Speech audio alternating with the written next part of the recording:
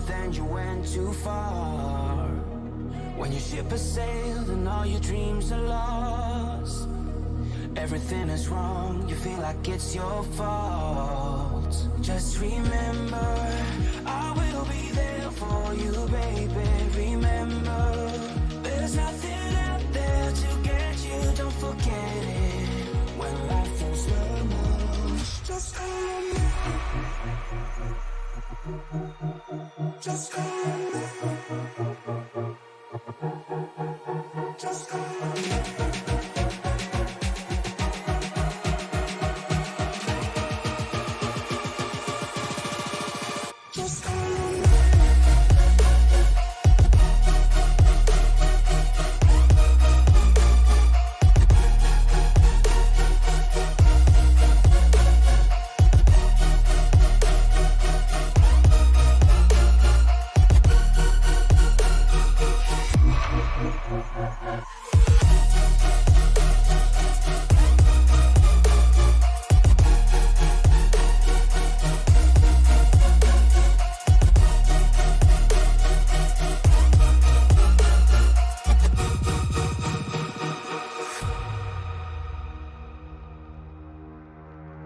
You're stronger now than you ever been.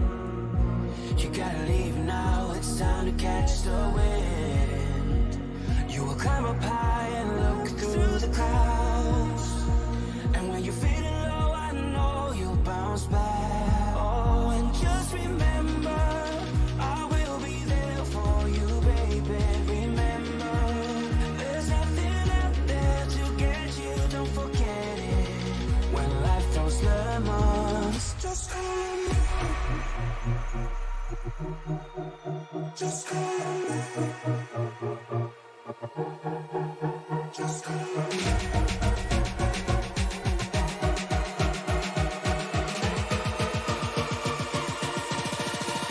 Just come.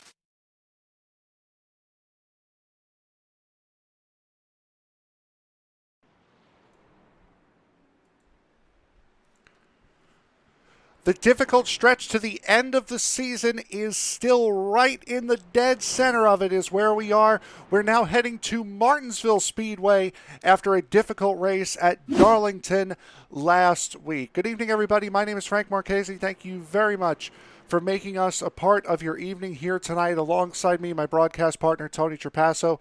Tony, a month left of racing to go. We only have Daytona, Canadian Tire, and Homestead Miami Speedway left after tonight's race is completed. Championship still up for grabs, but with the run that Randy Bechdel's been on over these last couple of weeks, it's going to be difficult to beat him. It is going to be very difficult to beat him, but I'll tell you right now, after what we saw last week at Darlington, he can be beaten, but it's going to take a group effort to do it. And the way that these guys are going to be fighting, like, siblings in the backseat of a station wagon tonight, I don't see it happening because there's a lot of guys that are owed receipts from the things that happened last week. Yeah, and it's gonna be one of those racetracks where it's gonna happen. You can't really do it at Daytona.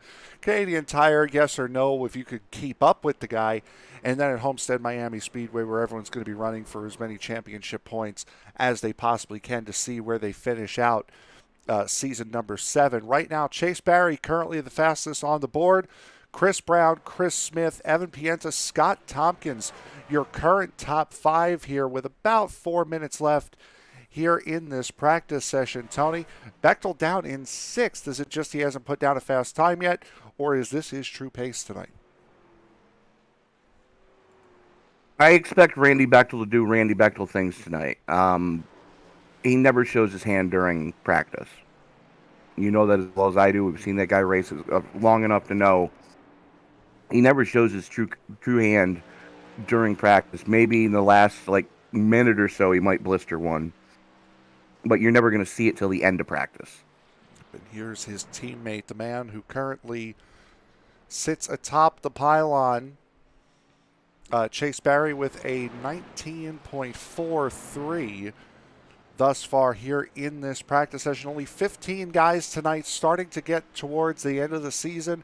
That end of the season field drop-off really starting to kick in. We saw, 17 at Darlington last week. Mm-hmm. Here at 15 for right now, at least, here at Martinsville. We'll see a big field for Daytona next week, but I'm sure for Canadian Tire and Homestead, it's going to be right around here. As you do when you get into a playoff situation, towards the end of the season, even if you're not in a playoff situation, guys are, they usually look at it and go, well, I got absolutely no chance of winning a championship. Screw it. I'm not going to show up. And that's not a racer. No. That is somebody that is just a video game player. I don't like you whipping my ass, so I'm going to take my PlayStation and go home. Go back to consoles. We have no need for you here in iRacing. Go back to consoles, little boy. Just get on track, and that's what Scott Tompkins is doing right now. Just about a 10th off of what Chase Barry has run. Evan Pienta on track as well, still in that beautiful Joe Nemechek throwback, that Bell South 00 that he ran at Darlington last week. Currently has that thing running 4th at a 19.53. Just set a time that's about a 100th off of that, as he's really going for it and gets stuck in that inside wall. That's unfortunate, since the latest update has come out, is we've been seeing more and more vehicles stuck in safer barriers and in concrete walls than we ever had before. But I'm liking what I'm seeing so far here in the hot lap session, of the fact that guys are actually taking time to put in laps and see what a fuel run is going to do to your tires. Yep, absolutely. Chase Barry has done 62 laps. Evan Pienta's done 58. Dan Dill is about to complete lap number 70 of this practice session, which is the most of any driver in this session right now. There's Dill a little bit of a wiggle off at turn 4, and we'll be seeing that all night long here, because we know from watching these guys on road courses, getting on the power is not the easiest thing to do in these trucks. Absolutely not.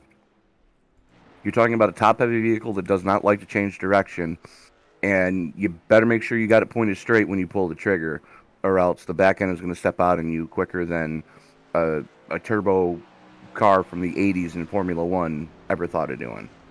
Absolutely. And the practice session now drawing to a close here, as some guys getting out on track to get those last ditch seconds, try to see those braking zones here. And yes, it is rather dark here tonight at Martinsville, of course, with the lights that are at the racetrack now. We're going to start this race right around 8 p.m. in sim time, and then we will be finishing this race under the lights. So it's going to be quite a different way of seeing Martinsville from the way we usually do.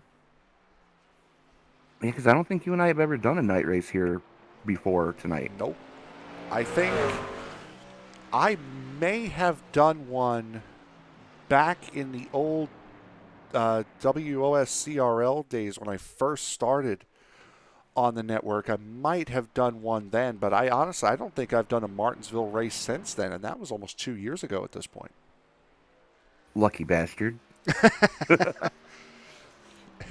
As Chris Brown sets the benchmark time at a 19.53. Ellis Thomas, Larry Poling on track as well, a 19.82, a 20.82. Scott Tompkins goes second with a 19.60. And Chris Brown will maintain that first lap as his fastest lap. Here's Chase Barry on track. We're going to see what he can set for his first time. Scott Tompkins purple on the back half of the lap will keep his second position. Chase Barry to second, off by 2/100ths of a second, and then loops it going into turn one. He'll only get one shot. And something we were talking about last week at Darlington. This season, we've been seeing a completely different Chase Barry than we're normally seeing. And I have to tell you, I like what I am seeing. There's a little bit more aggression being shown out of the 17 camp this year than we've seen in the past. And I think part of that has to do with the fact that he's running with Payday Racing now. I believe he was running with them last year as well. But Randy Bechdel just lost his second time. Slowed up coming through turns 3 and 4 to try to get a straight line and extend that front straightaway off to begin the second lap, and then looped it coming out of turn 2 on that second lap. So Bechdel, the only time that'll stand for him is a 20.22. Stephen Holmes, a couple of thousandths of a second quicker than Chase Barry, puts him up to second. Yeah, that was a ripper right there out of the ticklezombie.com number 9. Jeremy Vanderhoof just finishing his first lap. 5.31 for Brown, 5.50 for Holmes, and a 5.51 for Chase Barry. The top 3 drivers. And Tompkins about a half a tenth off of him. Math majors, get your hate mail coming now. That's Frank Marchese. Half a tenth, I was right. Good grief. No, I when I first started broadcasting, I was actually bunking in with a friend of mine from college who was a math major, and he used to cringe whenever I would use that phrase. You're mixing fractions with decimals. What are you doing?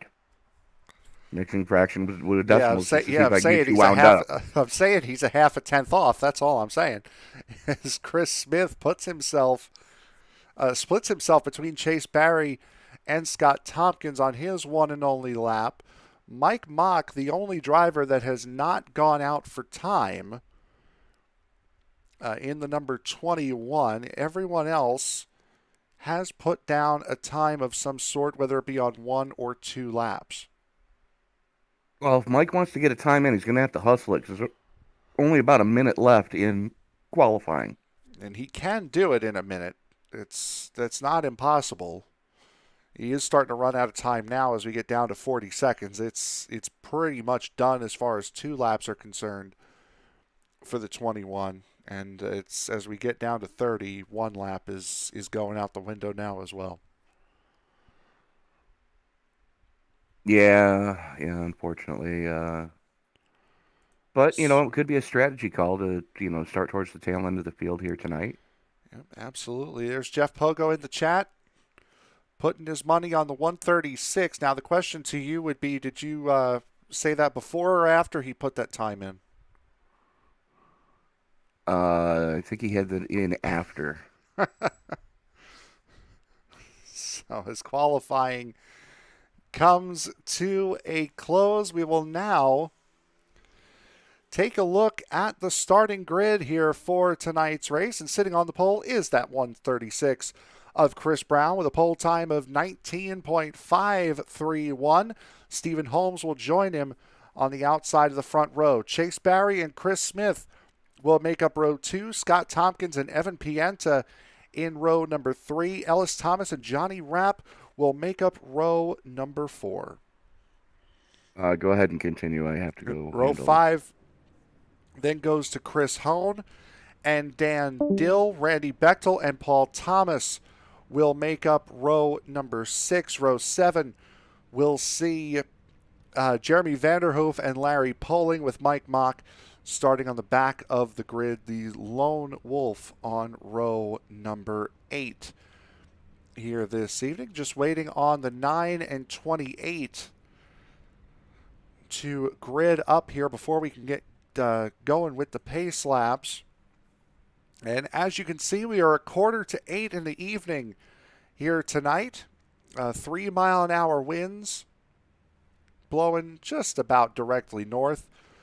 Track temperature and ambient temperature almost identical. Ambient temperature tonight 65 degrees, 67 degree track temperature, humidity of 52. So it is quite a nice night here in Martinsville, Virginia, as we get set to roll out here on the first of 2 pace laps here this evening. Tony, it's going to be an interesting night. Now, we've seen these guys were right in the thick of that really daunting stretch of the season here with a bunch of difficult racetracks. This is another one of those. It is going to be a difficult night here, especially with these braking zones being the way they are. The biggest thing to keep in mind is these guys are going to have to stay calm all night long and not let their emotions get the better of them. You just got to work on hitting your marks and paying attention to the guys around you. If the guy in front of you is braking early, you've got to be aware of that, or else you're going to put both of you on the hauler early. And that's something these guys are really going to have to keep in mind tonight. Yep, and for some of these guys, this could be a very, very long night indeed. We are half the distance of a cup race here. We're going to be doing 250 laps here tonight around this Martinsville Speedway. Tony, getting ready for it. I'm excited. I hope you are as well. Absolutely. As the pace car peels off going into turn number 3, the only thing that's left for me to say is it's time to wipe the visor, adjust the 5-point harness. Grandma! It's time for paperclip. Fans, it's show time! I hope that came over the broadcast the way it I hope it didn't come over the broadcast the way it did for me, because I missed half of it. As Stephen Holmes with a great run on that outside line, looking to take the race lead. A big run on the outside for the number 9. Who says you can't pass on the outside here at Martinsville? Well, apparently nobody gave Stephen Holmes the memo, because normally you can't do that. But using that second lane, he had both sides of the rear tires on that concrete, and that's what got him around Chris Brown here in the early going. This is a very strong run out of that Tickle Zombie F-150 tonight, and I am pleased to finally see this. You know, normally Stephen Holmes is one of those guys that will hang out towards the back until it's about mid-race and then start to climb forward. A whole new different aggression level tonight for him. Only 3 positions have swapped. That would be Stephen Holmes for the race lead. Randy Bechdel has gotten around the 11 of Dan Dill on the start. Jeremy Vanderhoof has also gone up a position, and so has Mike Mock, who has gotten around Larry Poling, and now Paul Thomas here towards the back of this field. But the battle is still very much in the middle, right around the back end of the top 5. Chris Smith has Scott Tompkins and Evan Pienta all over him right now. Yes, he does. As I think Paul Thomas has gone around. Yes, he has, right at the start line. Can he get it straightened up before the field comes around? They're getting there. He's parked right in the middle of the racetrack. Caution comes out. Oh, thank goodness iRacing recognized it before I could get my fingers on the button. That got incredibly close there for Paul Thomas. Stephen Holmes as well, right up at the front of this field. And we'll take a look and see what happened with the 42 of Paul Thomas. Riding on board with him. It's coming out of turn 2 and coming out of turn 4, pardon me, and just too much gas too soon. Noses it into the inside wall, and I will say good job by iRacing, because here comes the field. And there's Paul Thomas sitting there right in the middle of the straightaway, and just before they get to him, the caution comes out. Yeah, and I mean, it's definitely something that needed to to happen early. Cold tires just catching him out. I mean, we're only a handful of laps into this piece. Tires are not really up to temperature yet. And he just got a little aggressive there with Larry Poling, trying to make something happen that wasn't quite there yet. Dan Dill and Larry Poling both coming in. Paul Thomas in now after losing a lap, trying to recover the spin. As Stephen Holmes, Chris Brown, Chase Barry, Chris Smith, and Scott Tompkins, your current running top 5. And while those guys were trying to get around, the 00 of Evan Pienta caught the wall a little bit, and I'm not seeing any damage on the front end of that 00. A little bit on the bed side. That's what I was possibly thinking here. We'll take a look at the back, and, well, nothing from what our cameras can see, at least. There's just a little bit of paint scrape in the wheel opening. Yep, and that's definitely outside of our camera view. Yeah, it's just right behind that wheel opening. There's a little bit of paint scrape right there. Nothing too major. He didn't pancake it. No, it's just a little. Just took the paint off. Yep. Just took the paint off. 80 of Ellis Thomas hitting the wall right behind him as well. Hey, as long as you can still clearly read the fact that they are Goodyear Wrangler tires, he's fine. So little known tidbit of information there is when they first came out with the trucks, they didn't want them to be the Goodyear Eagles because most passenger trucks don't run Eagles on the trucks. They run Wranglers. So they went to Goodyear and said, hey, for our truck series, can you brand them as this? And Goodyear went, absolutely. Here is your Tony Trapasso Tickle Zombie TNT Truck Series top tip there. Say that 10 times fast. I dare you. This field works its way through tripping over my tongue after the first one. Stephen Holmes will now start from the inside here on this restart. Green flag is back in the air. We're running away again here at Martinsville. Guys getting single filed, not up at the front rather quickly, but now Scott Tompkins seeing a hole to the inside of Chris Smith, now looking for 4th. Yeah, Tompkins right alongside there is hang on to her, son.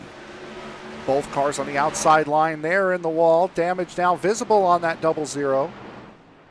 Same thing with the 28 of Smith.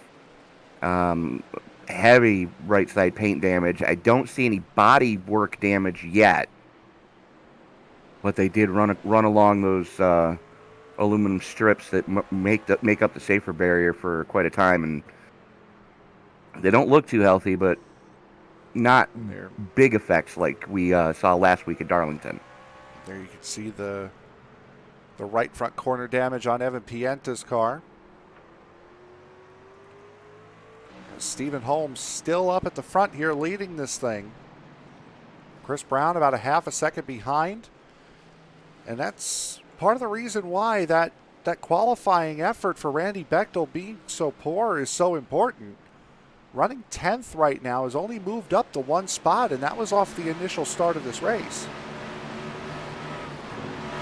Yeah, absolutely. And, you hate to see it, but at the same time, it's been the Randy Bechdel show all season long, and it's good to see some fresh faces up towards the front of this piece. We normally don't see Stephen Holmes up towards the front. We normally don't see, or we haven't seen in previous seasons, we haven't seen Chris Smith at the front of the field week in and week out. Both those guys, both in the top 5 right now. Chase Barry has been up towards the front in the second half of the season, which is good to see. These guys are getting them figured out. Chase Barry now tied with his Payday Racing teammate Randy Bechdel with 4 wins on the season, being the most of any single driver this season. Chris Smith sliding up the racetrack a little bit, allowing Evan Pienta to get a little bit closer in that 00. Looks like Smith just blew his braking zone going into 3 and he caught it in time to not wreck himself or anyone else. But we definitely noticed there's a couple different groups starting to form up here. You got Stephen Holmes and Chris Brown, and then you're over a second back to this battle for third between Barry Tompkins Smith and Pienta and Thomas. And then you're another half second back to Jonny Rapp, who's kind of on an island all by himself right now.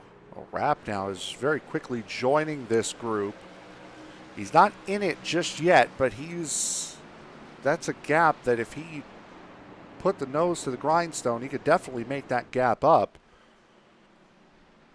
And then you're right, it is Chris Hone, Dan Dill, and Jeremy Vanderhoof battling is just outside the top 10 for these two. Here they come out of turn 4 now. There they go. Dan Dill and Vanderhoof have been swapping this position back and forth over these last couple of laps.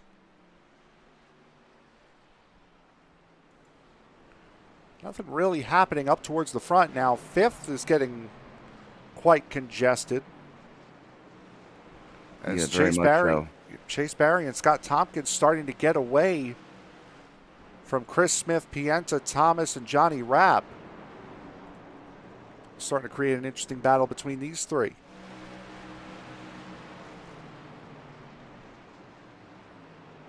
Everybody minding their P's and Q's early, and I'm liking what I'm seeing so far because it is so very easy for Martinsville to become Martinsville, and all I have to say is Matt Kenseth, and you all know what I'm talking about when I say Martinsville being Martinsville. Absolutely. Randy Bechdel looking to the inside of Chris Hone. He will take the 9th position away through turns 1 and 2, and that's a crucial point right there that he just gained with the stage break coming up here on lap 30.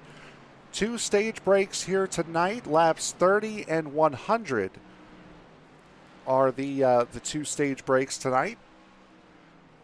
And then it'll be a 150 lap quick little dash to the finish. Yeah, absolutely. And we are fast approaching that first stage break.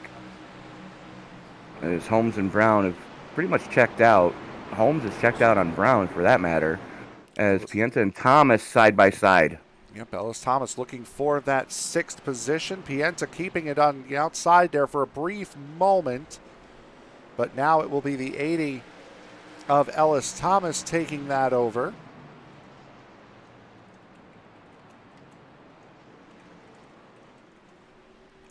Battling still very close here. This is really from 3rd all the way to 8th. Chase Barry at the front of this train. Jonny Rapp at the back of it. Stephen Holmes about a half a second ahead of Chris Brown. As they're working around Paul Thomas. Yep, that's Paul Thomas, the first time he's going down a lap on track. Larry Poling and Mike Mock not that far up the road. But it really is not going to matter here at this point because Stephen Holmes, unless he blows turns 3 and 4 here, which he will not do, he will come out of turn number 4 and he will win stage number 1 here from Martinsville Speedway. Round number 15 on the season, and if I look back through my notes here, I believe that is Stephen Holmes' first stage win of the season. Yes, it is. And that was a strong run that we saw out of that TickleZombie.com Ford F-150 tonight. New paint scheme on that truck, too. Yep, out of that first stage at least, so the Series-sponsored car takes the first stage, and we will take a quick break. You're watching round number 15 action here from the USRA, here from Martinsville Speedway. We'll be back right after this.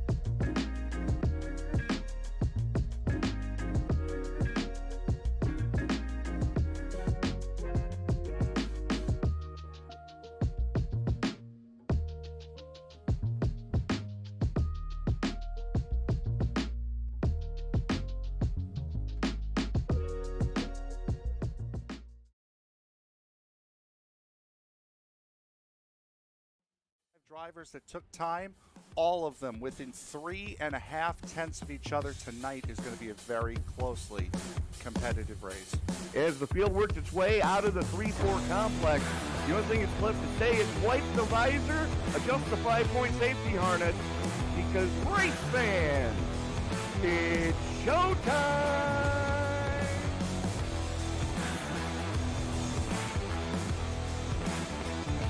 Amazing looking cars already. Green flag will fly. Well, oh, the racket!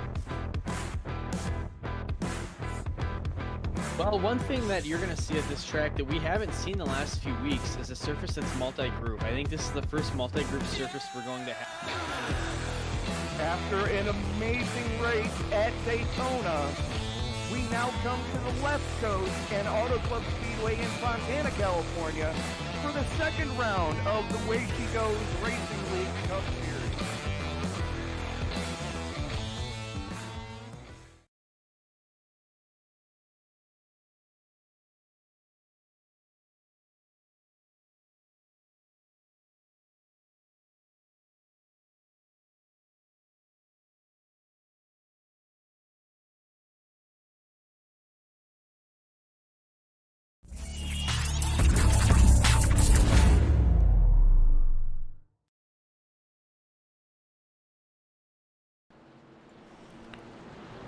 Coming back to Green Flag Racing here to begin stage number 2 from Martinsville Speedway.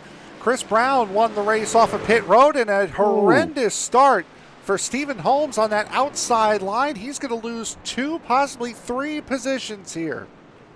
Spun the tires on the initial hit. That's going to let Scotty Tompkins get to his inside going into 3. Holmes going to drop back to 4th here on the restart. Chris Brown, your pole sitter, finally leads a lap tonight. Just barely got out in front.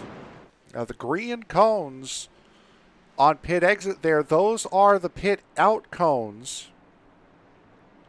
And that's where the timing is, the timing and scoring marker is placed. Chris Brown just did beat Stephen Holmes out of pit road, not by much. And then, as you said, Tony, Holmes spinning the tires on that restart is putting him down to 4th. Yeah, absolutely. And again, everybody kind of playing nice here in the early going. We're not quite at the halfway mark yet, but everybody minding their P's and Q's, just kind of seeing what they have. Nobody took tires under that pit stop. Everyone electing for fuel only here. And again, I believe you said, Tony, 3 sets of tires that these guys will have. Correct. For the 250 laps here tonight at Martinsville. And a 50% fuel fill. Yeah, and everyone's strung out pretty nicely here. Single file, but not really in a position to where they're going to start beating and banging anytime soon, though, as Evan Pienta getting really close to the back bumper of Chris Smith.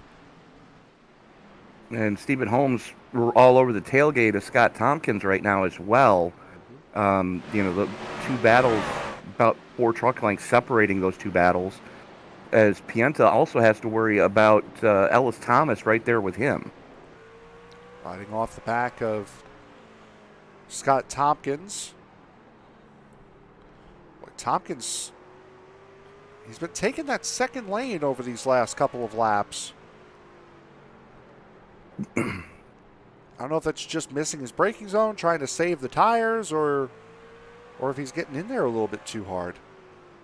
Part from column A, part from column B. Probably trying to lay some rubber down for later in the race when he does have to make a move.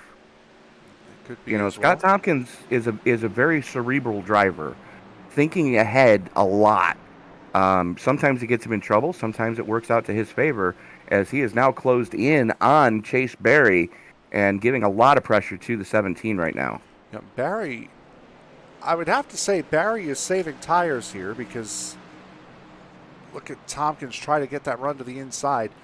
He is closing these 2 packs together here. We saw the 17, 25, and 9 get away from the 28.00 and 80. But right now, those two gaps have closed back up, and once again, it's Chase Barry at the front of it. Yeah, Barry's another one of those guys. He knows how to save tires, and he knows that, he can't take tires till at least the halfway mark if he's going to have anything left at the end of this race. So, he's got to run this whole the first whole segment, the second segment, and probably not come down pit road for tires until into the third segment. Just about a fifth of the way through this race, and we've got 50 laps to go until we hit the end of stage number 2. So no pit stops are expected here. We've only had one caution here tonight thus far. Single car spin involving the 42 of Paul Thomas, who currently sits 2 laps down right now. Mike Mock a lap down as well. Jeremy Vanderhoof, the last car on the lead lap at the moment, as Chris Brown has created about 3/4 of a second worth of breathing room here to second all the way to 7th. Yeah, absolutely. And then you got almost a full second back from Ellis Thomas to Randy Bechdel. So a little bit of breathing room for the 80, and he's just kind of watching what Pienta's doing right now, applying some pressure to Pienta, but not making either one of them overdrive their trucks yet. It's over the shoulder of Chris Smith in the number 28. See what he sees, and you can hear how much he's rolling that car, trying to keep it down on that curbing, and that's where the pace is. It is, but we've already seen tonight that you can make moves on that outside lane. Made by the guy running in front of him right now. Yeah, absolutely. And there's more and more rubber being laid down in that concrete strip. So it's going to get interesting to see how this race does wear on. A couple things to make note of. We didn't touch. Chris Smith around into the wall. Well then. Couldn't see. It was just off the side of our screen. Not sure if he locked the rears up or if he got a little bit of help. But the straightness of that back bumper would assume that he locked the brakes up. Yeah, he missed the braking zone and just looped it on his own. A little too much rear brake bias. See it here. Yep, too hot in. Just a light little tap of that wall, too, so nothing too bad. Yeah, nothing major. I mean, it's not anything like the driver's side door of that truck. But, something we didn't talk about is the weather conditions tonight. No, we did bring it up. I will be right back. Yeah, we did bring that up a moment ago, but see, weather conditions, track temperature's gone up 3 degrees. I don't know why iRacing has made May 15th the... Maybe you know, Tony, why did iRacing make May 15th the random generated date? Because that was the day the servers went live. Oh, there you go. And we are 3 days away from that date actually being correct. And go figure, yes. Tonight we've got 4 races going. Yeah, I know, right? Speaking of which, we have quite a few races coming up over the next couple of days. 3 races tomorrow. Yep, 3 races tomorrow. The Circle B Diecast Super Speedway Series will be at Talladega, 8:20 p.m. Eastern Time for that. Wicked Sim Racing will follow about 25 minutes later at Kentucky. The KMM New Gen Cup Series, they're in the final month of their season as well. They are at Pocono, a 9:20 start for them. And then the start of the quadruple header on Sunday. The iFormula Championship will run the German Grand Prix, I believe, from Hockenheim. If it's not from Hockenheim, it'll be the Nürburgring. I'm pretty sure it's Hockenheim. Yeah, I was pretty sure. That will be a 2:30 p.m. Eastern Time start for them. So a lot of racing coming up here on the Esports Broadcasting Network. And we're starting to get to summer, and summer is an exciting time here on the network, because for series like these, who run two seasons a year, we're getting down to championship time. I know Western States is getting incredibly close. If their championship race isn't next week, I think. This series, no. oh, maybe a couple of weeks from now. Yeah, the week after. Yeah, so 2 weeks from now, we're about a month away from this series ending, a month away from KMM. So a lot of champions being crowned in late May through June. Yeah, absolutely. ISNF is getting close to their season finale. iFormula is down to crunch time. Yep. Circle B Diecast doing the same thing on Friday nights. I think there's only less than a handful of races left in that one. We're going to be done by Father's Day. I know that. Good start here from the front group as Stephen Holmes tries to jump to the outside of Scott Tompkins going into turn 3. He will do that, but he's going to lose ground to Evan Pienta, who's currently on the inside of him. So Stephen Holmes, after the success of his run on the outside line at the start of this race, now starting to fall backwards a little bit. A lot of braking. No, not enough. Pienta trying to get that position away from Stephen Holmes. Did the same exact thing Chris Smith did. Unfortunately, there was a truck outside of him. Yeah. Not a lot of damage to the 9, but there's enough that he's going to feel that. And he's going into pit road to fix that damage, as well as Jeremy Vanderhoof. Mike Mock in front of him. We'll take a look and see what happened.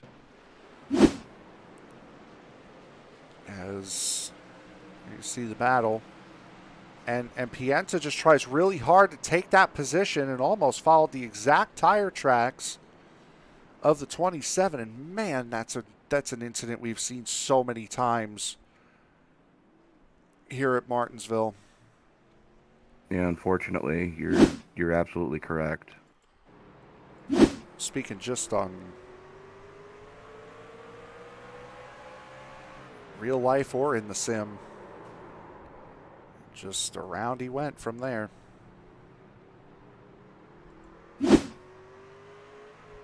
So Stephen Holmes, unfortunately for him, no longer has to worry about slowly falling back through the field, as his slow plunge just got expedited.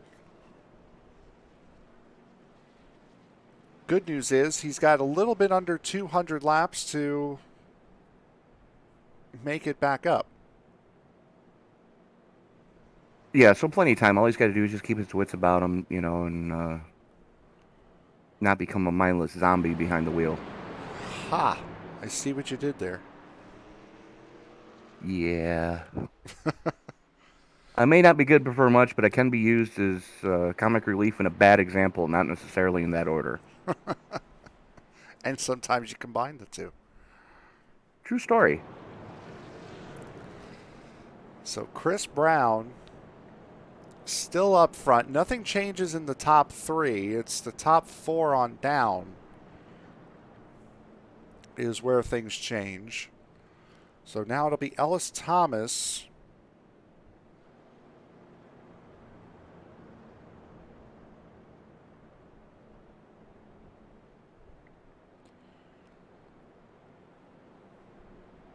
Brown, Berry, Tompkins, Thomas, Pienta, Yep, Rapp, Bechdel, Hone, Smith, and Dill, your top 10 currently. So Pienta will stay up in 5th. He'll have Jonny Rapp to his outside now. Randy Bechdel has worked his way up from his 11th place starting spot up to 7th. Only passing about 2 trucks in the process of doing so. The other positions he gained on pit road and then by that accident just now. as we are about ready to go back to green flag racing, coming off of turn 4. Green flag back in the air. We are underway. Tompkins getting a good jump there, working the inside of Chase Berry. Tompkins has a good shot at wrestling second away from the 17 right now as they haul it off into turn number 3, still in lockstep. As Tompkins forcing his way through on Chase Berry. And that's big for Tompkins because we saw how much Barry was backing that group up trying to save his tires. Tompkins just couldn't get to him. Now he's gotten around him. Yeah, absolutely. Is Chris Brown not going to have it his own way here in the closing laps of stage 2? Just about 35 laps to go. 33 anyways. As Pienta's still giving all the pressure he can handle to Chase Berry right now. Berry, though, staying calm, cool, and collected like we're normally seeing out of the 17, though. Chris Brown now is starting to get away a little bit, and I think Mike Mock, oh, maybe not, thought he had gone around. It might be just connection issues for Mock that's messing with my timing and scoring here. Yeah, no, he's actually not on track right now because of those connection issues. I'm seeing that now as Chris Brown. You said it. Chris Brown not going to have his own way here at the end of stage 2. He's certainly not having it his way right now. He had a good second lead over the rest of the field at this stage. In the last run, or the first run coming out of the stage break, and now he's got both Tompkins and Barry hot on his heels. Yeah, absolutely. And Tompkins giving enough pressure to Brown, not forcing the issue, but putting the pressure on Brown, wanting to make Brown make the mistake. Just letting him know I'm here. See a little bit further back in the field, side-by-side racing between Chris Smith and Jonny Rapp. Rapp has quite the streak going with his third-place finish back last week at Darlington. The only race... Pardon me, he hasn't finished on the podium in the last 2 races at Atlanta and Watkins Glen, but he did have a streak of finishing on the podium in the 6 races prior to that. So 6 of the last 8 races, 7 of the last 9, Jonny Rapp has been on the podium. Oh, Jonny Rapp's been on the podium, but Ellis Thomas looking to get a podium tonight as he's working the inside of Evan Pienta his last lap. Pienta was sideways coming off at 2. There's Pienta. Just lost that position to Ellis Thomas, as you said. Move Ellis Thomas up to 4th, and Pienta very fortunate that Stephen Holmes was where he was. Otherwise, he would have been running towards the back right now as well. Yeah, absolutely. But maintaining a top 5 right now, but don't look now. Here comes Superman. Yep, Randy Bechdel on his way. It's the highest up Bechdel has been here tonight. He's +5 after starting in 11th. Hasn't really forced the issue at all. Has that number 51. He's just kind of let the positions come to him. And especially with 3 sets of tires here at Martinsville, you really need to let the race come to you as the 00 bounces off the wall again in turn 4. Absolutely. Is Chris Brown feeling the heavy pressure from Scotty Tompkins right now. Tompkins all over the tailgate of the 136 as Brown trying to figure out what he's got to do to get clear of Tompkins. Looked at least from that angle that Brown may have gotten a little bit of a bump from the 25 coming out of turn 4, but all are clear. Of What's the a little guys, tap of the chrome horn between friends? exactly. As the only driver in the top 3 that has not won a race this season is that 25 of Tompkins. Chris Brown winning back at 5 Flags. Was it Indianapolis? It was one of the 2 races I didn't do. Let me go look. No, it was 5 Flags. I was right the Yeah, it first was time. 5 Flags. Chase Barry with 4 wins on the season. Jeremy Vanderhoof way up and wide out of the way.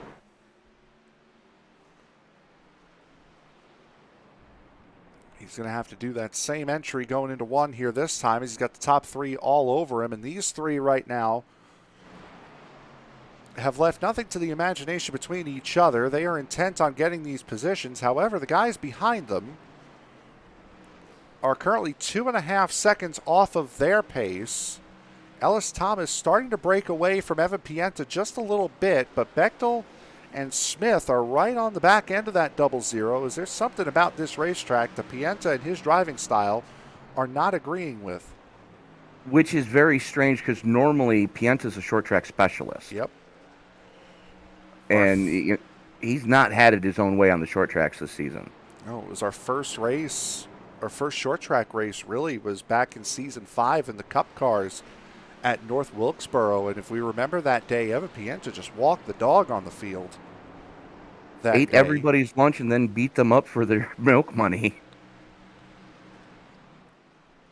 So we know Pienta very, very good on the short stuff here, but tonight it's just not been his night, at least early, and that damage certainly is not going to help him having to run the next 170 laps with it.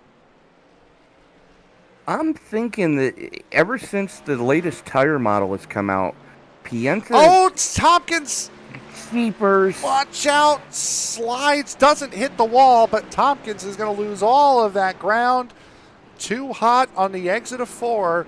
Recognized it immediately. Otherwise, he would have been nose first into that inside wall the way Paul Thomas was earlier tonight. Yeah, did the right thing and just locked it right down. So we're going to have about a 10-lap shootout for the stage. Yeah, right around there. See, here he comes. Gets around Paul Thomas.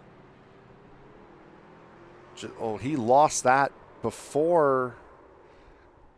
Yay, you cannot get much closer than that. We'll ride on board with him. But you can see. When you can see the brush strokes on the wall from the nose cam.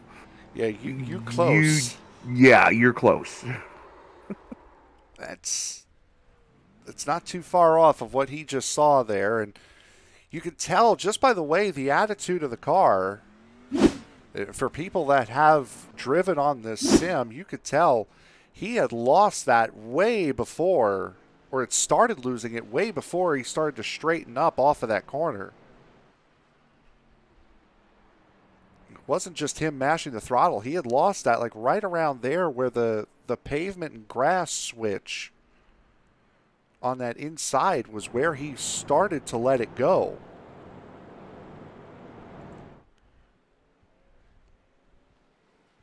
Yeah, I mean, and it just shows how much he wants the win here tonight at Martinsville.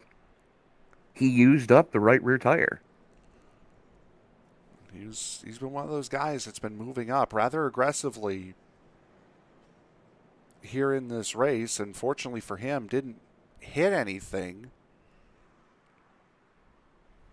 But he will fall from 2nd to 10th here, and as you said, Tony, only about 10 laps of green flag racing before the stage comes to a close, at which point these guys will certainly be coming down for fuel and tires.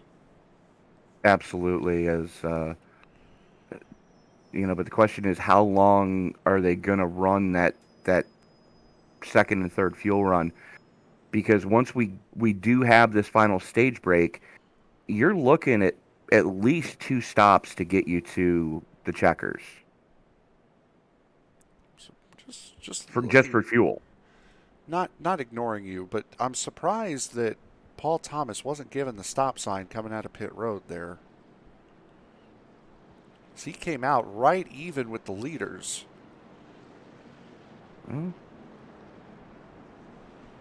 I informed all the drivers that I will not be clearing black flags tonight. You got another job you have to do tonight. So Yeah, it's called talk shit about sim racing drivers. there it is. As getting set to go back to green flag racing, Chris Brown, Chase Barry, Ellis Thomas, and Evan Pienta, the top 2 rows. 10 laps to go until the end of stage 2. We're green again. Ellis Thomas. Randy Bechdel almost getting into him. And there's Chris Smith. Great recovery drive for Chris. Yep, Chris Smith has avenged his mistake. Now back up to the 4th spot, and that was really detrimental for Randy Bechdel. He was up to 4th. He was up to 5th with that, with the 25 and all the guys in front of him having troubles. Now back down to 7th.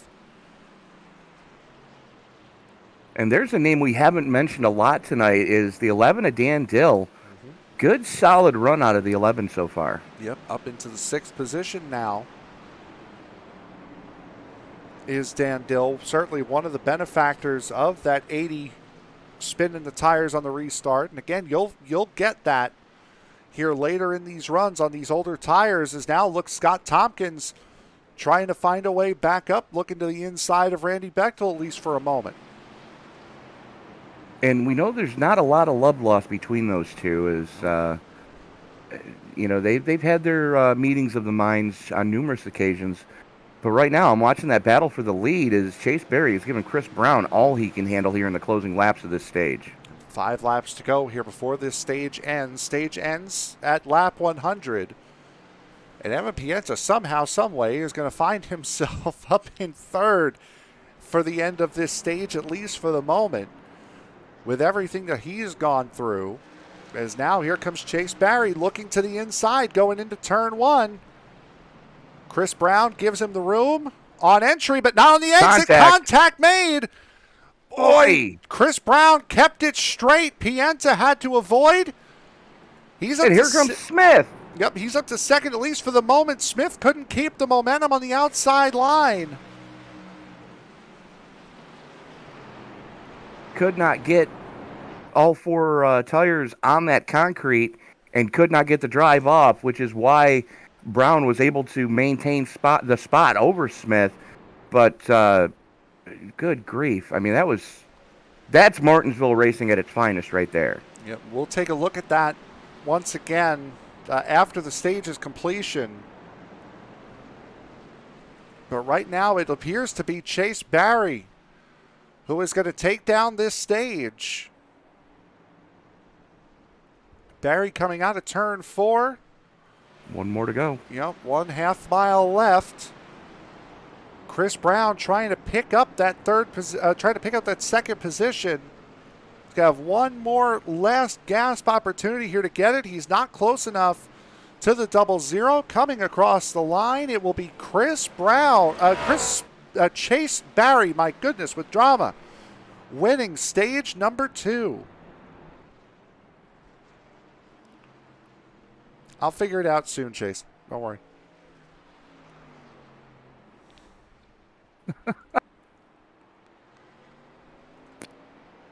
We can English. We promise we can, folks. Yep. So Chase Berry, Evan Pienta, Chris Brown, Chris Smith, Ellis Thomas, Dan Dill, Randy Bechdel, Scotty Tompkins, Stephen Holmes, and Chris Hone rounding out your points gatherers for stage number 2. And just as we thought, wholesale pit stops. I'm not too sure if what happened between the 17 and the 136 was kind of on Chris Brown, because we saw how wide he went into turn 1 and then kind of straightened off coming out of turn 2. Barry's coming up the track at that point. It's a racing incident, but I don't know how much blame I could put on the 17 for that. Yeah, it was just one of those racing deals. The 136 was trying to late apex the corner, And No wow. tires for Chris Brown. Everybody else takes 4 in fuel except for the 136. And then Jonny Rapp stayed out, as did Dan Dill. Jonny Rapp will get credited for a lap led here, but let's go back and see what happened between the two at the front. Should pick this up down the front straightaway. Oh, no, here we go. That's... I mean, I don't know. That looks like Barry coming up off the corner, and that looks like Brown coming down off the corner. Simple physics lesson. Two solid objects cannot occupy the same moment of the space-time continuum. So you have what we had there. This is on board to Chase Barry here, and yeah, that's... I don't think that was on the fault of any one driver. I think that was I think both would be to blame there, and unfortunate for Chris Smith. He just got sent so far wide out trying to avoid the recovering 136 and the braking 00 to avoid getting into those two. Just found himself way too wide entering that corner. Yeah, I mean, it's one of them racing deals. I mean, you can't really put the blame on anybody. It was just two guys being aggressive and going for the same piece of real estate. So, green flag will be coming out. Jonny Rapp, this might shed some light on why Rapp is still out there right now. Jonny Rapp came into pit under the caution for the Scott Tompkins spin back on lap 86, where he took 4 tires of fuel and repaired some damage. So that would explain why Rapp is up at the front and didn't pit here. And with that, the green flag is back in the air. The final stage is underway. Final stage underway as Chase Barry continues to try to climb forward as Brown's going to get freight trained. We talked about Stephen Holmes having his drop to the back expedited. Oh, I think Ellis the same Thomas. thing. Yep. Boy, Ellis Thomas had a great save there, but only for the moment. And now Brown has had his descent to the back expedited as he's forced to stop behind the 80. Would that be in front of or behind the 80? Behind, but Scotty Tompkins calling for a code Brown.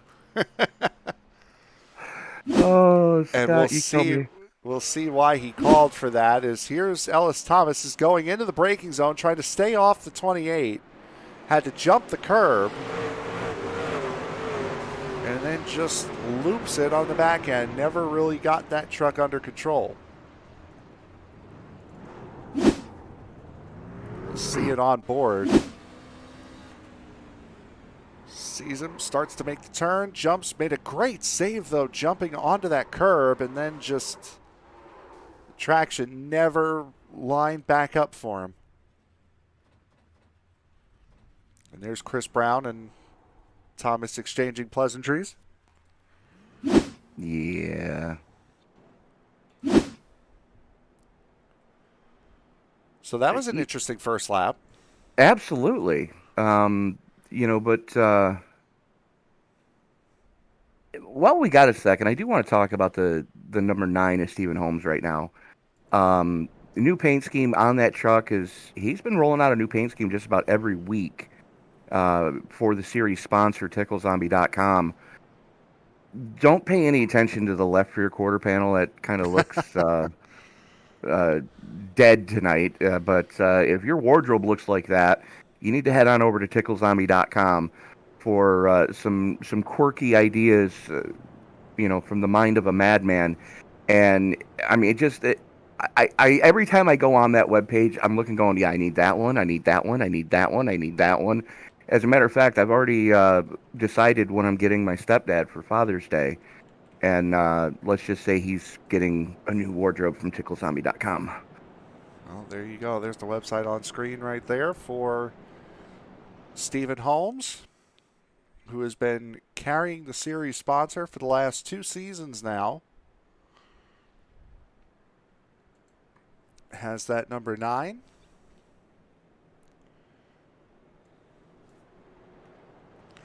A lot of names that we really haven't seen much of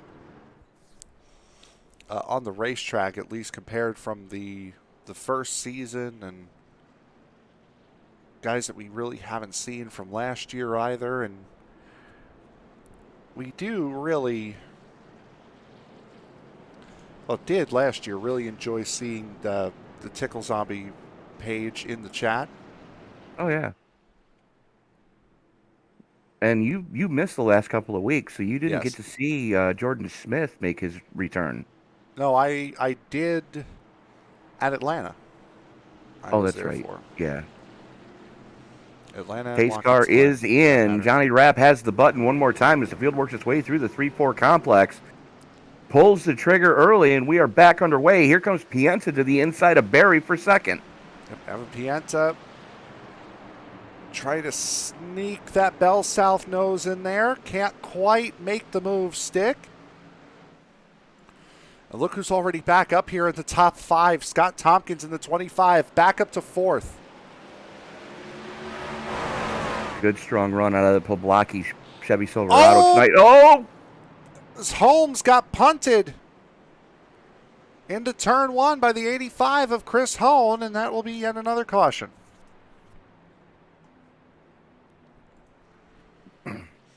Stephen Holmes, who had just gotten back up towards the top 5, now has all that work to do over again.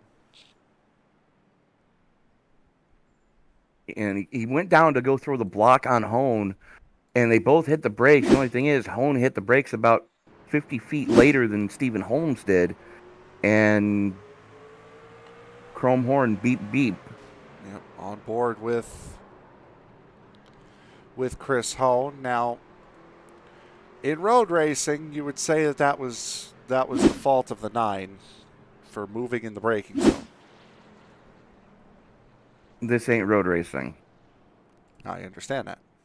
But still, that was moving in the braking zone.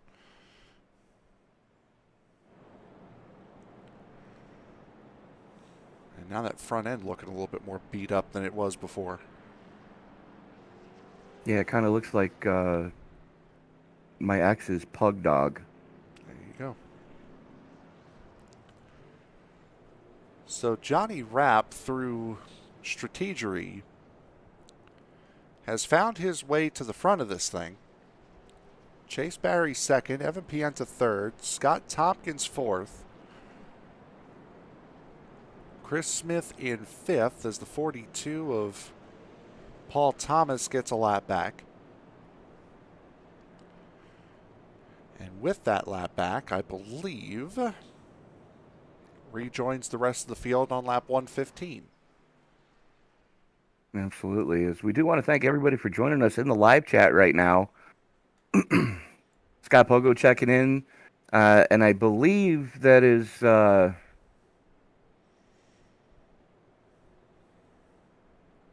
believe that's Joe.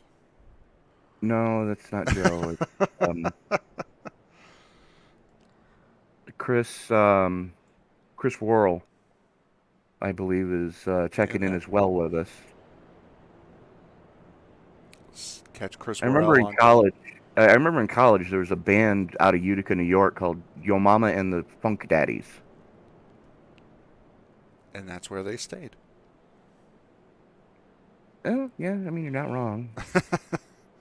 They later broke up and formed Yo Mama and the Polka Fusion. So many jokes I could make right now that I'm not. You catch Chris Worrell at the Circle B Diecast Super Speedways race, Super Speedway Series race at Talladega tomorrow night. And from what And we're he's hot and heavy in the points battle in the ISNF Sunday Night Fever Cup Series as well.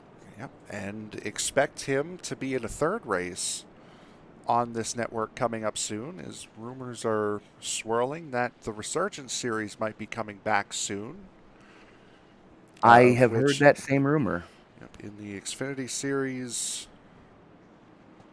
last season, the first season for the Resurgence Series, he was the champion, winning 4 of the 8 races. As we will get back to green flag racing here from Martinsville. Green flag in the air for the first time in a while. We have a clean start here. How about that? Son of Chase a Berry gun. trying to make it happen on the top side. Here comes Pienta on the low side. Drag race down the back straightaway. That is your battle for second. Hot and heavy right now between two guys that have been in a drought as of late. Pienta looking to get the monkey off his back this season. He's winless coming into tonight's race. Yep, and Pienta had a very good run back at the Charlotte Roval. Also had a solid run at Watkins Glen as well. Came up short in both instances to Chase Berry. As Smith and Tompkins going hammer and tongs at it going into one.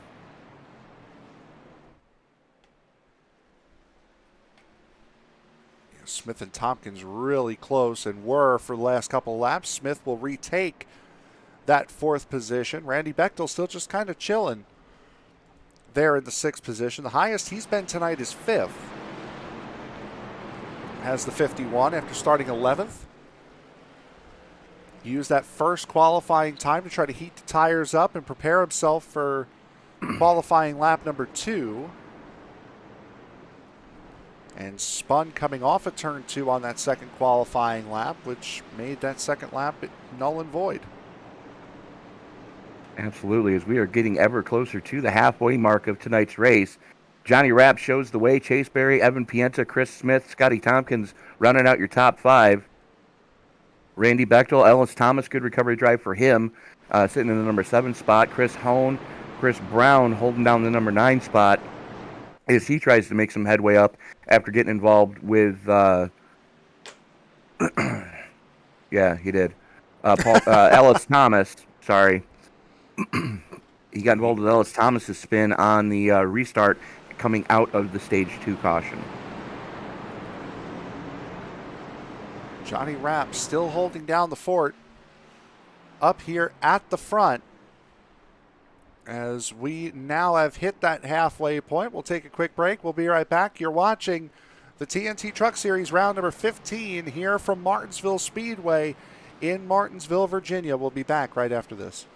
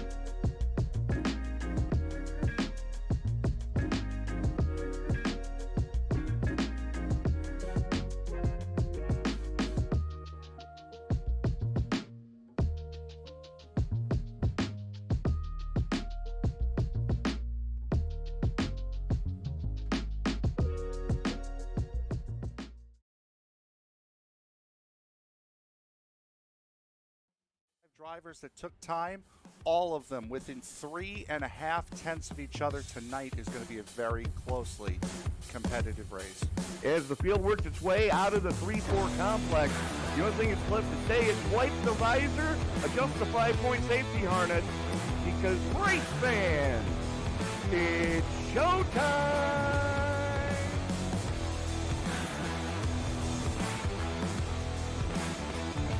Amazing looking cars already. Green flag will fly.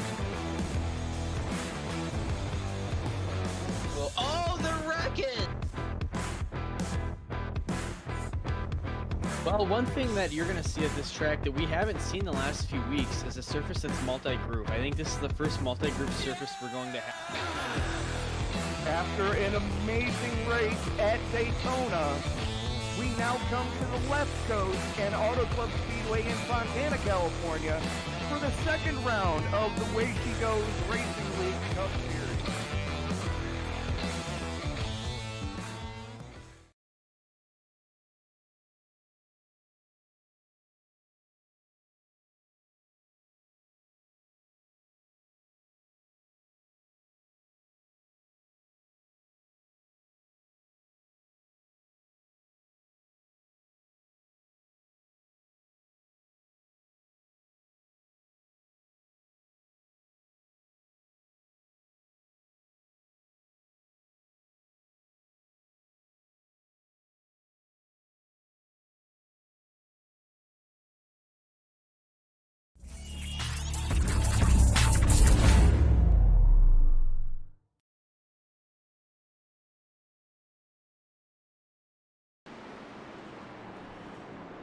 Just saw contact between the 25 and the 00 going through turns 1 and 2 on the previous lap. As now the 25 trying to avoid losing the position not just to Chris Smith, but losing to Randy Bechdel as well. And that 00 is right there too. It looks like Tompkins might be having problems. He may have cut a tire down getting into Pienta the way that he did.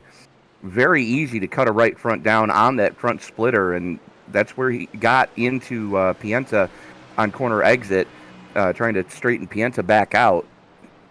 But right now, boy. Could have really flat spotted that tire too. And I said just as we were going back that I was surprised he didn't hit him on entry, that it took so long before he actually did hit him, because he looked like he went into that corner way hot.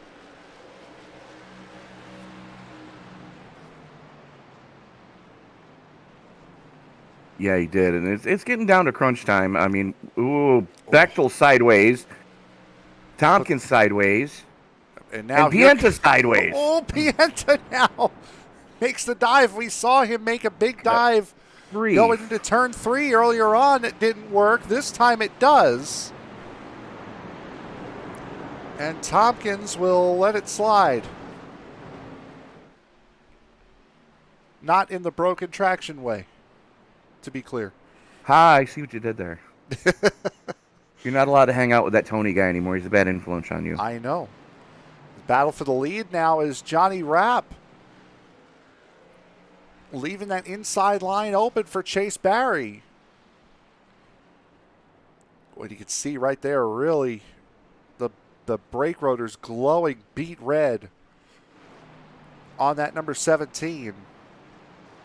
They're glowing on just about every truck right now. Yeah, but that was really noticeable with how dark that truck is. Evan Pienta, I think, may have gone around. Yes, he has. Slid out of turn 2. Caution's out.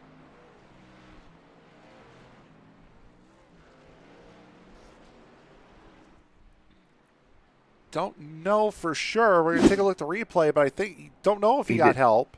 He did the exact same thing Scott Tompkins did. The only difference is Evan Pienta couldn't keep it off the wall. Yep, just again, too much power coming off of 2. Slight little nudge to that inside wall, and now the pitch strategy will play out, because here comes Jonny Rapp, the race leader, down pit road. Chase Barry from second down pit road. Chris Smith, Randy Bechdel, Scott Tompkins, Ellis Thomas, and Chris Hone all stay out. And it looks like fuel only, at least for Jonny Rapp. Chase Barry the same. So fuel only for these guys. Unfortunately, this is not the money stop yet, because they're only running a 50% fuel fill tonight. So they're gonna have to come down at least one more time for fuel, and I would expect to see wholesale tire stops at that point as well. Chris Brown took 4 in fuel there. And I think Chase Barry took 4 as well. Unless, no, that wouldn't make sense. So say unless he let the 9 of Stephen Holmes go by him so he could start on the inside, but that's not the case. Holmes in 7th with Barry in 8th.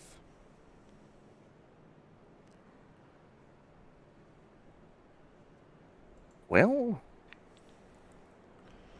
So I'm not sure. He might have taken 4. 13.87 second stop would suggest that he had a really good 4-tire stop.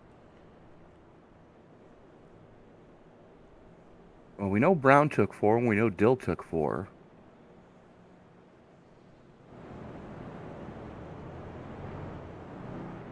Evan Pientas back down pit road. Looks like Jonny Rapp only took 2.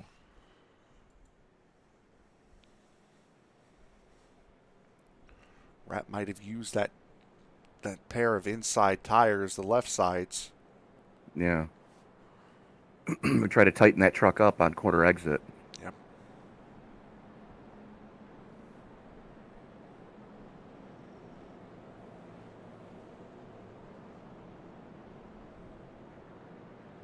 As the lights go out on the iRacing Tesla pace car, Chris Smith going to be leading us back to green for the first time tonight. And for the first time tonight on the podium, Randy Bechdel up 9 from where he started. But Bechdel getting to that second position by allowing drivers in front of him to wreck. I think Bechdel has only made about 2 to 3 passes on track here tonight as we go back to green flag racing. Great start by Chris Smith. Scott Tompkins gets the good jump as well. Big wiggle out of the 51 there. Yep. Almost made contact with him. That's going to slow him up and allow the 80 of Ellis Thomas to get to the inside. Ooh, and a big nudge out of the way. That puts the 85 of Chris Hone in the wall. Caught the front bumper of the 52.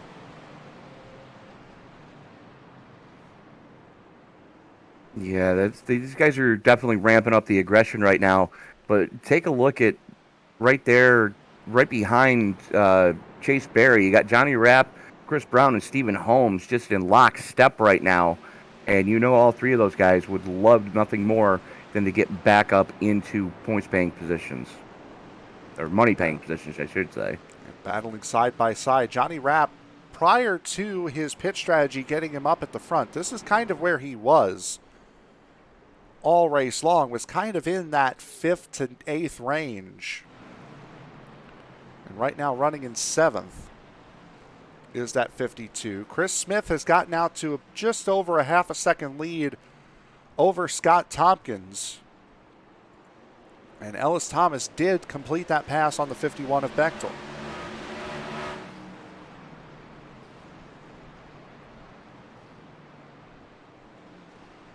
Ellis Thomas has had a very strong truck over the last couple of weeks.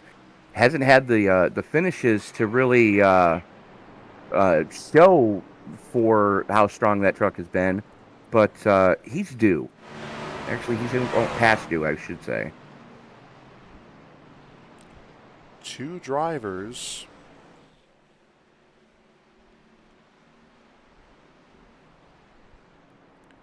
in the top 5 right now do not have wins on the season. Only 1 driver does not have a win in his USRA career. Tompkins and Thomas do not have wins this season. Thomas does not have a USRA win, period. But he's had a strong truck the last couple of weeks. He And I mean, has. it was he ate everybody's lunch last week until he got caught up in someone else's dumpster fire in the later goings of the Darlington race. So looking for vengeance here at Martinsville. A little bit of a wiggle coming off of 2 for that furkids.org number 80. And Brown and Barry just have not given an inch to each other since the green flag has come back out. They have not. Chris Brown, for the first time since their little kerfuffle just before the end of stage 2, has gotten around the 17 of Barry.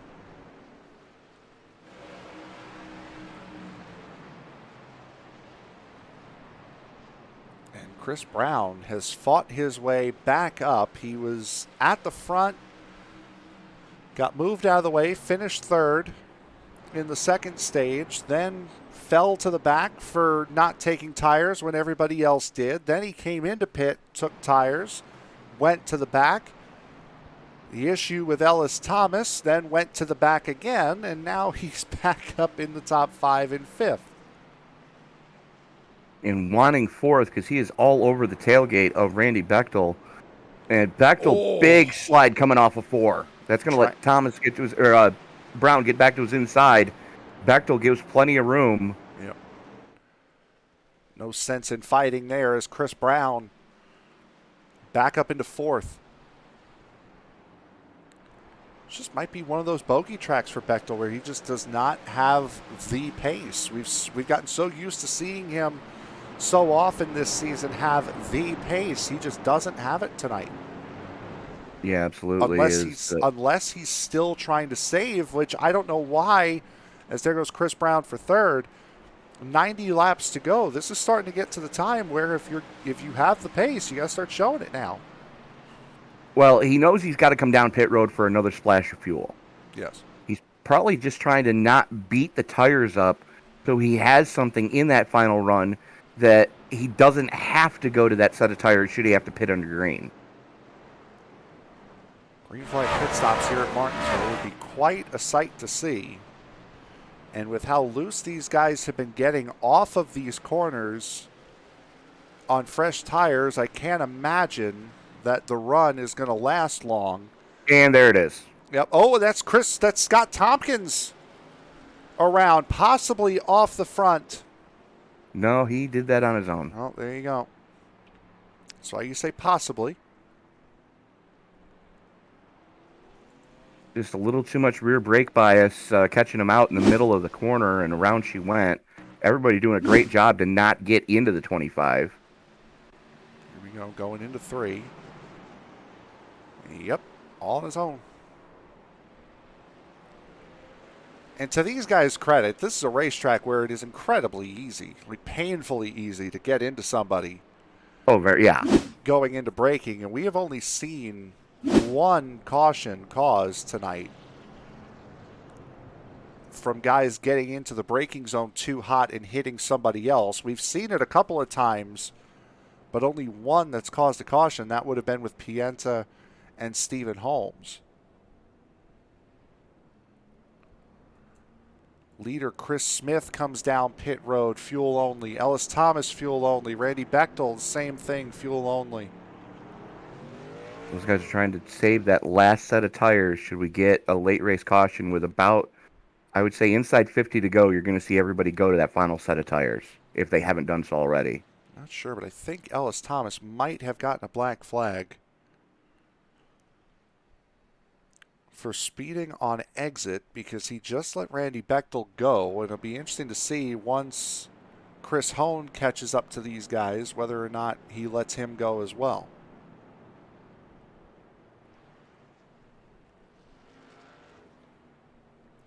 The 80 was no contest, second place off of pit road. Chris Hone should be coming up here in just a moment. Here he goes, and yep, that would be speeding on exit for Ellis Thomas. And 32 and a 30, which is very easy to do here. Actually, yep. No. Oh, yeah. No, he was doing 32 and a 35. So Ellis Thomas, congratulations. You got popped for being too slow on pit exit.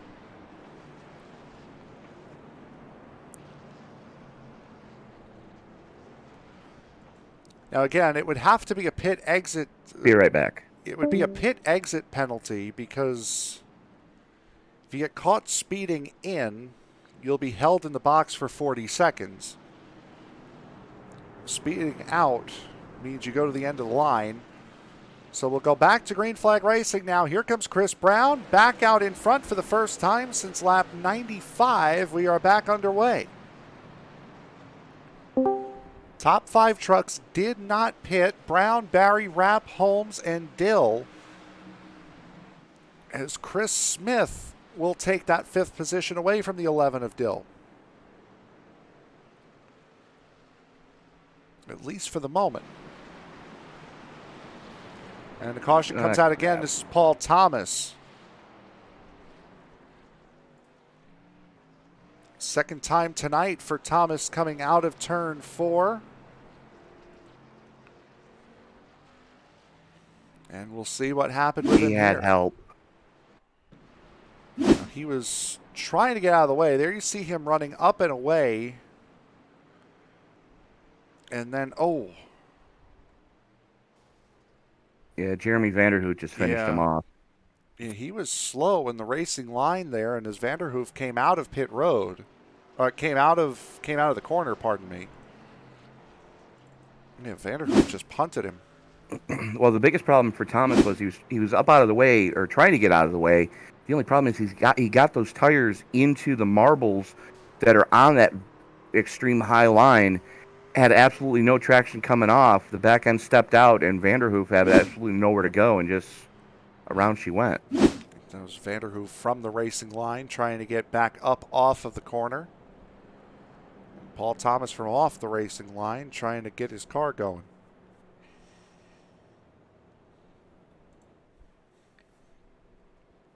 So again, Chris Brown back in the lead for the first time since lap 95. When he and Chase Barry had a meeting of the minds. Coming out of turn 2 that ended up handing the stage win to Chase Barry. What would have been Chase Barry's 4th stage win of the season.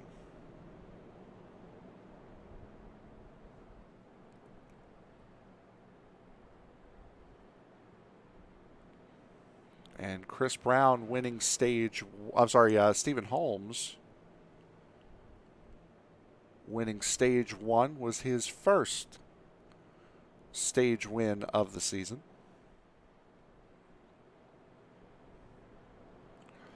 And Tony, coming up next week,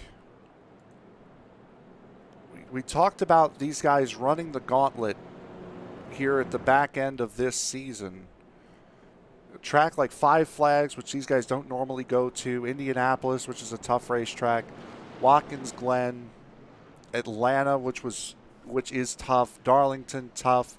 Here at Martinsville, Daytona coming up next week is a completely different kind of tough. And we saw how crazy in week 7 it could get. Oh yeah, absolutely. But it kind of seems weird to be saying it this way. But next week, a lot of these guys can relax a little bit, being as Daytona is a much simpler track to navigate. Yep. You just have to worry about netcode taking you out next week. And then right after that, it's back off and running again into the danger zone at Canadian Tire road course.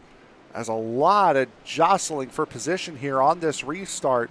Chris Smith gets up to 5th. Evan Pienta battling with Dan Dill on the inside, looking for 6th. Smith now looks to the inside of Stephen Holmes, trying to get 4th away from him. For Holmes is no slouch. He swept the first stage, leading all the laps. I said Holmes, correct? Yes. Okay, just making sure. No, you're not losing what little is left of your sanity. There you go. As long as I got have, that. But not you.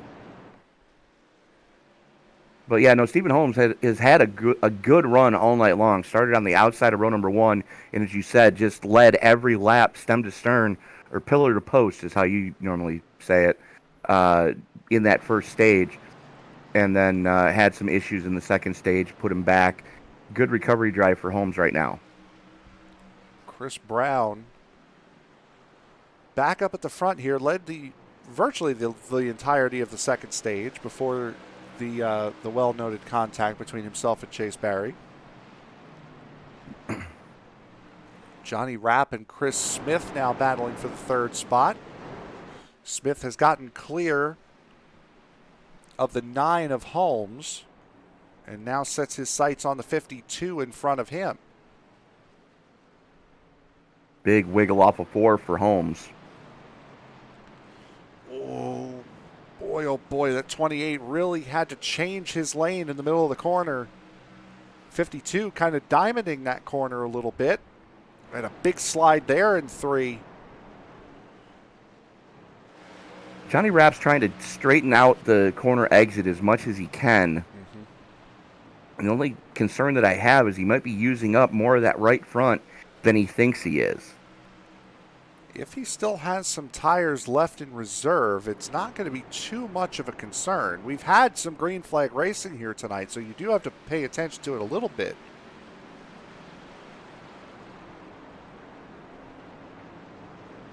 Not missing anything up front. Chris Brown has a 9/10 of a second lead over Chase Barry and growing now to over a second. Chase Barry about a second ahead of these guys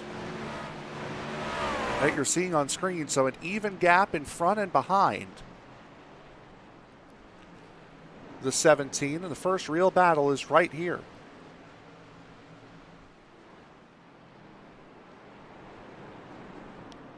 Yeah, absolutely. Is I'm keeping an eye on from Dan Dill on back,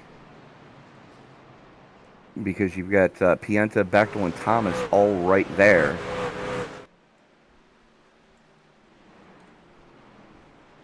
Everybody's still playing nice, which is refreshing to see here on lap 183 of 250. You know, it's all too common here at the short tracks like the paperclip here at Martinsville that tempers start to flare because somebody made a mistake and you think they did it on purpose. Chris Smith almost into Jonny Rapp on corner exit there. Running on board with Randy Bechdel, seeing a little bit higher than what his range of vision would be. Running right behind Evan Pienta, just kind of slow rolling here. Has Ellis Thomas and Scott Tompkins behind him. Yeah, we talked about Chris Smith earlier on. Chase Barry. My goodness. Chase, I owe you one tonight, but we talked earlier about Chase Barry kind of, to use another road racing term, being the cork in the bottle, holding up the rest of the group as the line sort of freight trains behind them. That's Jonny Rapp at this point. Yes, it is. Smith looks to the inside. Yep. Had to force it. Oh, and Bechdel's around backwards in turn 4. Caution is out. And the only way you go around there is if you have some help, and we'll see what happened with that. Net code. Jeremy Vanderhoof was coming out of pit road. There you see him in that orange and black car on the inside going into 3. Jumps the curbing, and boy, Ellis Thomas thought he was going to be cheeky there and try to get a position. And if that caution didn't come out for Randy Bechdel, it was coming out for the 6. So there was going to be a caution there either way. So you see the field going wide for Vanderhoof, and then there's the contact between Ellis Thomas and Randy Bechdel that sends Bechdel around, and all but 2 come down pit road this time. Chris Brown and Chris Smith. Oh, the thing is, I don't know if Smith has anything left. Evan Pienta fuel only. Scott Tompkins. Chase Barry 4 tires and fuel. Jonny Rapp 4 tires. Stephen Holmes 4 tires.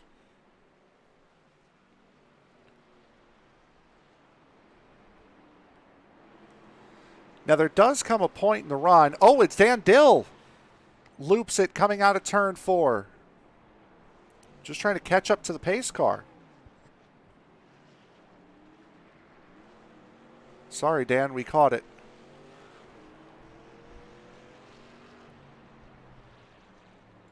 But what I was starting to say was, there comes a point where the tire advantage gets negated And it's usually around 2.5 seconds off of the normal pace is when the tires start to, okay, this is as worn and as slow as they're going to get.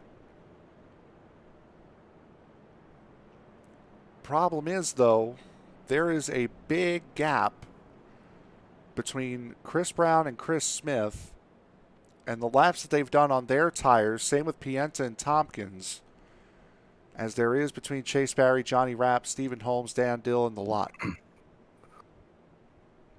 Well, you figure Brown was last down on 143. Smith, Pienta, and Tompkins last came for tires on 63 or 163.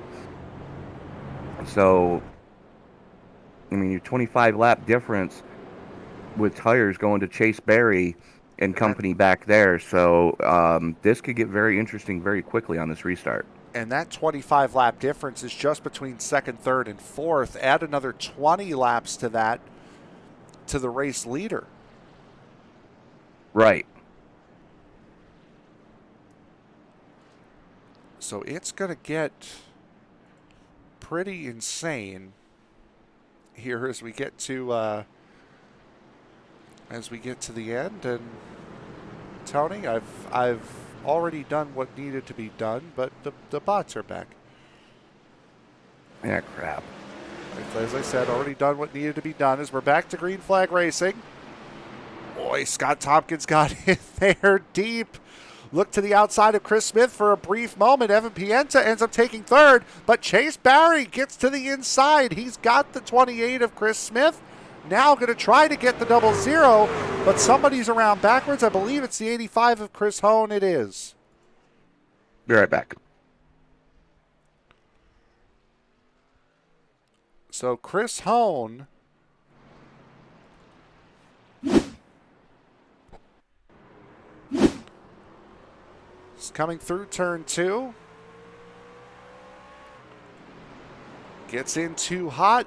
Stamps on the brake pedal, trying to get away. Well, trying to avoid hitting the 00 of the 11 of Dan Dill. Chris Smith comes down pit road. Randy Bechdel comes down pit road. So that leaves Chase Barry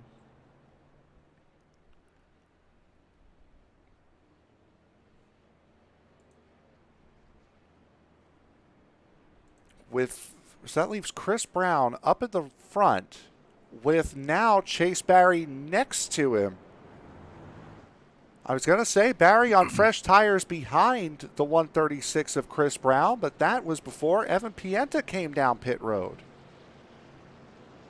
Looks like Pienta coming down to get his final set of tires put on, as we're going to be restarting with just outside 50 to go. Pienta was one of the guys that took fuel only. Yep, and there he goes. Right side's up in the air.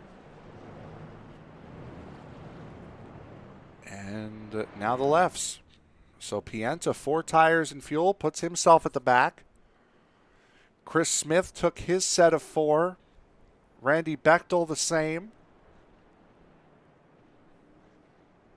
And I can't imagine Chris Brown is going to maintain this lead.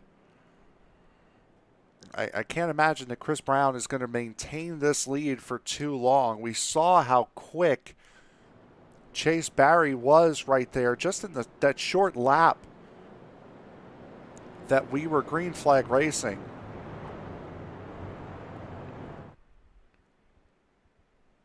Scott Tompkins behind him. Scott Tompkins in the same boat as Chris Brown. Jonny Rapp on fresh tires on the outside. Stephen Holmes on fresh tires. You got to think Chris Brown's a sitting duck here. Yeah, and that's just what I was saying. He is the oldest set of tires by quite a margin. At least 45 laps. Yeah, the inside line on this restart is not where I would want to be here. Hard no. You know, and Chase Berry's in the catbird seat because we saw Stephen Holmes do it on the initial start of the race tonight. You know, Chase Berry could drive right around Chris Brown on the outside if he times this start just right. And I think it'll be a little bit easier for Chase because when Holmes did it, they were on even tires. You are correct. Tires On a very four much they go. uneven. As there we go, green flag in the air, stack the group up a little bit, so Brown will at least survive turn 1 and 2 with the race lead. Turns 3 and 4 is no guarantee, though. Well, that was Berry close. and Tompkins just going after it right now for second. Close also right behind them between the 9 of Holmes and the 52 of Rapp. And and Tompkins on that inside line prevails. Stephen Holmes takes the position away from Jonny Rapp. Dan Dill now looking for 5th. This will be the highest he's been tonight. If he can get it, keep the car straight. No, he can't. Hey. Jonny Rapp doesn't either. Hey. Well, that definitely changes the dynamic of things. That's hard racing. Guys trying to get as much out of their equipment as possible and overstepping the line.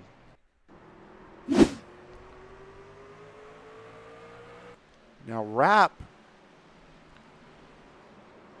no contact between the 11 and the 52. It's just those two did the exact same thing and just had a completely different reaction. This is from onboard Dan Dill. Rapp too hard into the corner. Dill too hard into the corner. Dill was able to catch it. And Rapp was not. Speaking of interesting dynamic, look who just came down pit road. Chris Brown from race lead, 4 tires and fuel down and away. Well, that's going to give Brown the freshest set of tires on track, being scored as the last truck on the lead lap. Now the question is he going to have enough time to claw his way through this competitive field and get back to where he wants to be? Scott Tompkins came in on lap 188 along with the 5 drivers behind him, Barry, Holmes, Dill, Thomas, and Poling. Difference is he did not take tires when those other 5 did. So the 25 is at a slight disadvantage, but that didn't seem to matter too much on that last restart as he powered his way around the 17 of Barry.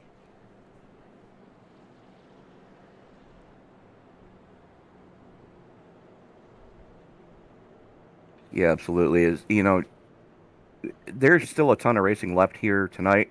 There's a ton of racing left in this week as well. Yep, absolutely is. Circle B Diecast Super Speedway Series in action tomorrow night at Talladega. 8:20 p.m. Eastern Time start for them. 25 minutes later will be Wicked Sim Racing. They will be at Kentucky. The KMM New Gen Cup Series will be at Pocono at 9:20. Only 4 more races to go for them, including Pocono tomorrow night. Then it's the iFormula Championship, the German Grand Prix from Hockenheim. The ISNF Cup Series will be in action tomorrow as well, on Sunday as well. They will be from Road America. Third round of the playoffs for fuel at Michigan.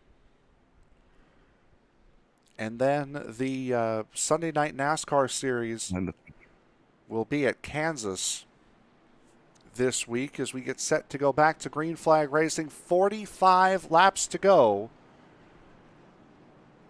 here from Martinsville.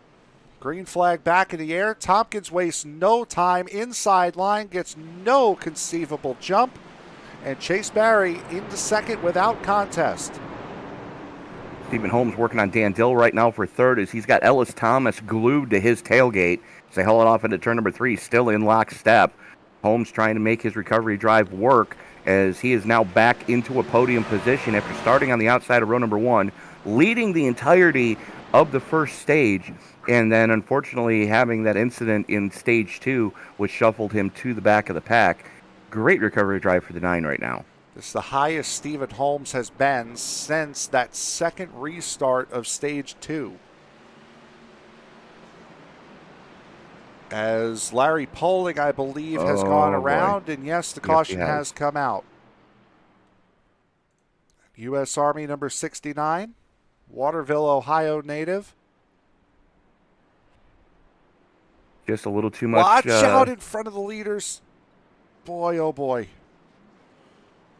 A little too much aggression on the loud pedal there, coming off of 4, which is where we've seen everybody get caught out all night. We've seen it a couple of times in turn 2, but to your point, it's been far more often in turn 4 tonight than it has been in turn 2. And there you see he's about a half a lane off of where you want to be. And hits the wall, but Scott Tompkins did not.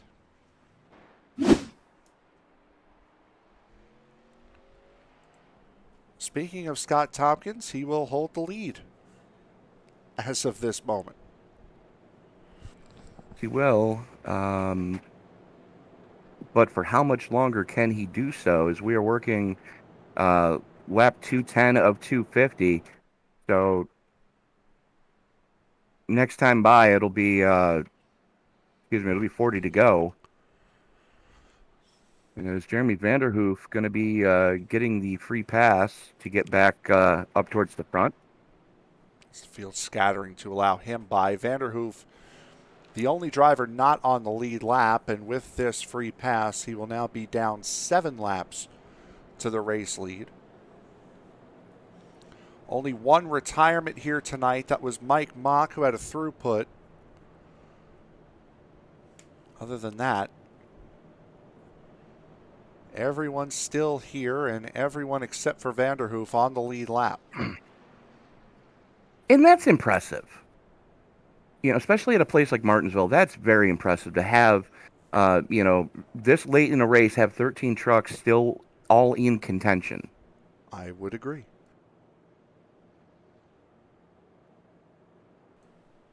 As we are getting set for what will be the final, say, 38, 37 laps. If we're going to go another pace lap, pace lights would have gone off by this point. And also, I'd like to draw your attention to a couple of special events that we have coming up here, starting on starting on Saturday, the 21st. So next Saturday will be a special event for you talking about network. The SRM 200? Yes, another charity event. We had such great success with the last one.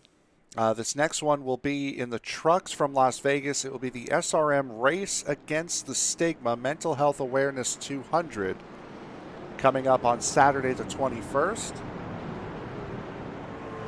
And I believe we will also have the debut, a first of its kind here for the Esports Broadcasting Network, the Super Late Model AI season, a full race of AI cars that will go out every Saturday.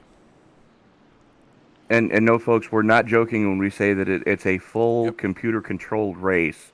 The AI in the super late models, very competitive, and it was shocking to see what those cars can do. Yep, absolutely. As we're back underway here, Evan Pienta had a big wiggle. So does the 28 of Chris Smith. Tompkins, though, with the ability to control the start, Tompkins able to get out in front.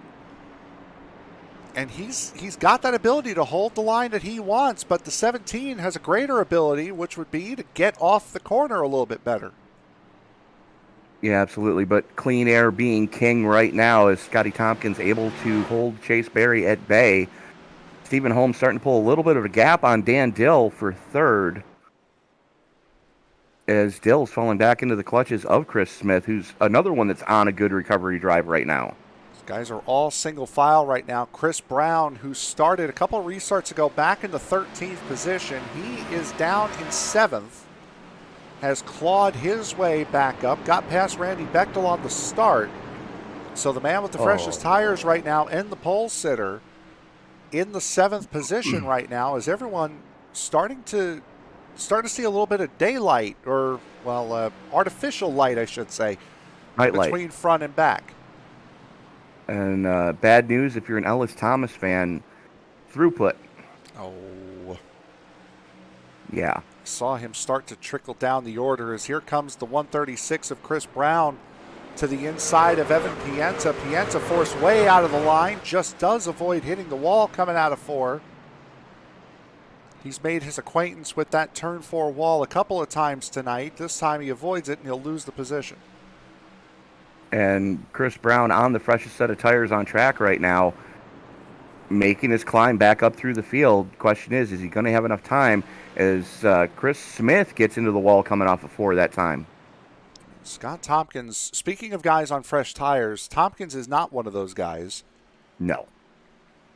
And unfortunately for him, it's gotten to the point where he has made his bed at this stage of the race, because he now, with 30 laps to go here, he's put himself in a spot where if he were to come in now, he may not have enough time to get back up through the field. It is difficult enough to pass here, but to try to do it cleanly on fresher tires than everybody else, if he has that extra set of fresher tires laying on the wall, it's going to be an almighty task. And as these green flag laps go, his window to pit is getting smaller and smaller and smaller. Yeah, very much so. But right now, Tompkins and Barry pulling a really sizable gap on Stephen Holmes right now, as Holmes starting to fade here with about 30 to go. Make that closing in on 25 to go. As Barry giving Tompkins all he can handle right now at the front of this piece. That's how the gap between those two have grown over the last 5 laps or so. It's starting to come back the other way, though. It was out to just shy of a second, but now starting to tip its way back to that 3/4 of a second range. Got 27 laps to go here from Martinsville, and what has been a long night for broadcasters and drivers alike here at Martinsville. And it's 20 seconds a lap, but half the distance of an actual cup race here. It doesn't matter who it is, it's a long time to get around here. Yes, it is. When you're talking about 20, just shy of 20-second lap times for the faster drivers. As a matter of fact, there was only 5 drivers now that last time by that went sub 20-second. We're still doing very well on time considering what we've seen in Martinsville in the past in some leagues. Absolutely is. Seeing the 136, and again, this is what we're talking about with the window for Tompkins to come into pit getting smaller and smaller, because Chris Brown, even with those fresher tires, still not able to make his way up through the field. He is stalled out in that 6th position, as Tompkins now getting a lot of pressure from the 17 of Chase Barry. Tompkins looking to win his first race of the year. Stephen Holmes looking to do the same. Chase Barry looking to win what would be a league best 5th race of the season. And just as I say that, Chris Brown gets around Chris Smith for the 5th position.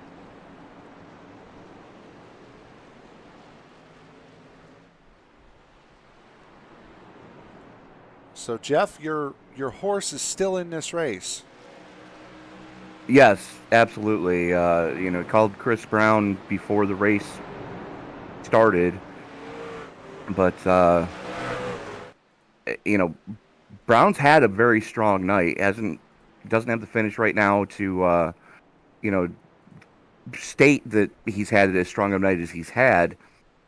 As we are now 20 to go, Tompkins still shows the way. Barry right there with him. Stephen Holmes within striking distance. If something were to happen to the top two, Holmes should have enough time to pick a lane and get through without much issue. Yeah, absolutely. And Holmes right there as Chris Brown has gotten around as well. So Chris Brown now up into the 4th spot, and he has free reign to catch these guys. No one between himself and the 3rd position. Other than the lap truck of Jeremy Vanderhoof. Who will evade, I'm sure. Yes. So there is the 6 of Vanderhoof, taking it wide going into turn 1. Vanderhoof, the last car running on the track right now in 13th. Only 2 DNFs, both because of throughputs. The 21 of Mike Mock, 66 laps into this race. And Ellis Thomas got 211 circulations in before throughput got him. And Tompkins might be in trouble here because that truck has become more and more tail happy with every consecutive lap as Chase Berry continues to apply the pressure. The biggest thing for him is going to be just to not run it too deep into one of these corners with that pressure coming from behind. Run your pace, run your lap is what he's going to be saying to himself here as Paul Thomas gets out of the way. Is that a SpongeBob helmet? Yes, it is. Same one he's been running most of the season. This is the first time I've ever actually gotten a chance to look at the helmet of Chase Berry. There it is. He's got the full suit on as well. I feel like we had this conversation 2 weeks ago. We probably have. It's just I've been so tired the last couple of weeks. Playing Iron Man and anyways. Chris Smith under heavy pressure. Yep, and Evan Pienta, great job there. Unintentional, but still using that 42 as a pick to clear the 28 off of him. Do what you got to do at this point in the race. Yep. Pienta up to 6th, and we're getting down to it. 13 laps to go here as here comes Chase Berry. Looks to make the move, doesn't quite commit. He's got the line, though. Should get him going into turn 1 here. There it is. And a lot of respect being shown between those two right now. A little bit more than what was shown earlier on tonight as Barry, big slide for the 25, got loose, and he will lose that spot. And he might lose another one here before too much longer as Stephen Holmes is all over his tailgate. Boy, but you saw there, if you did pick it up, that line coming out from behind that 17, that was rubber he's laying down there, getting into turn 1 so hard. He slid those tires big time through 1, 10 to go. Not what you want to see this late in a race. Nope.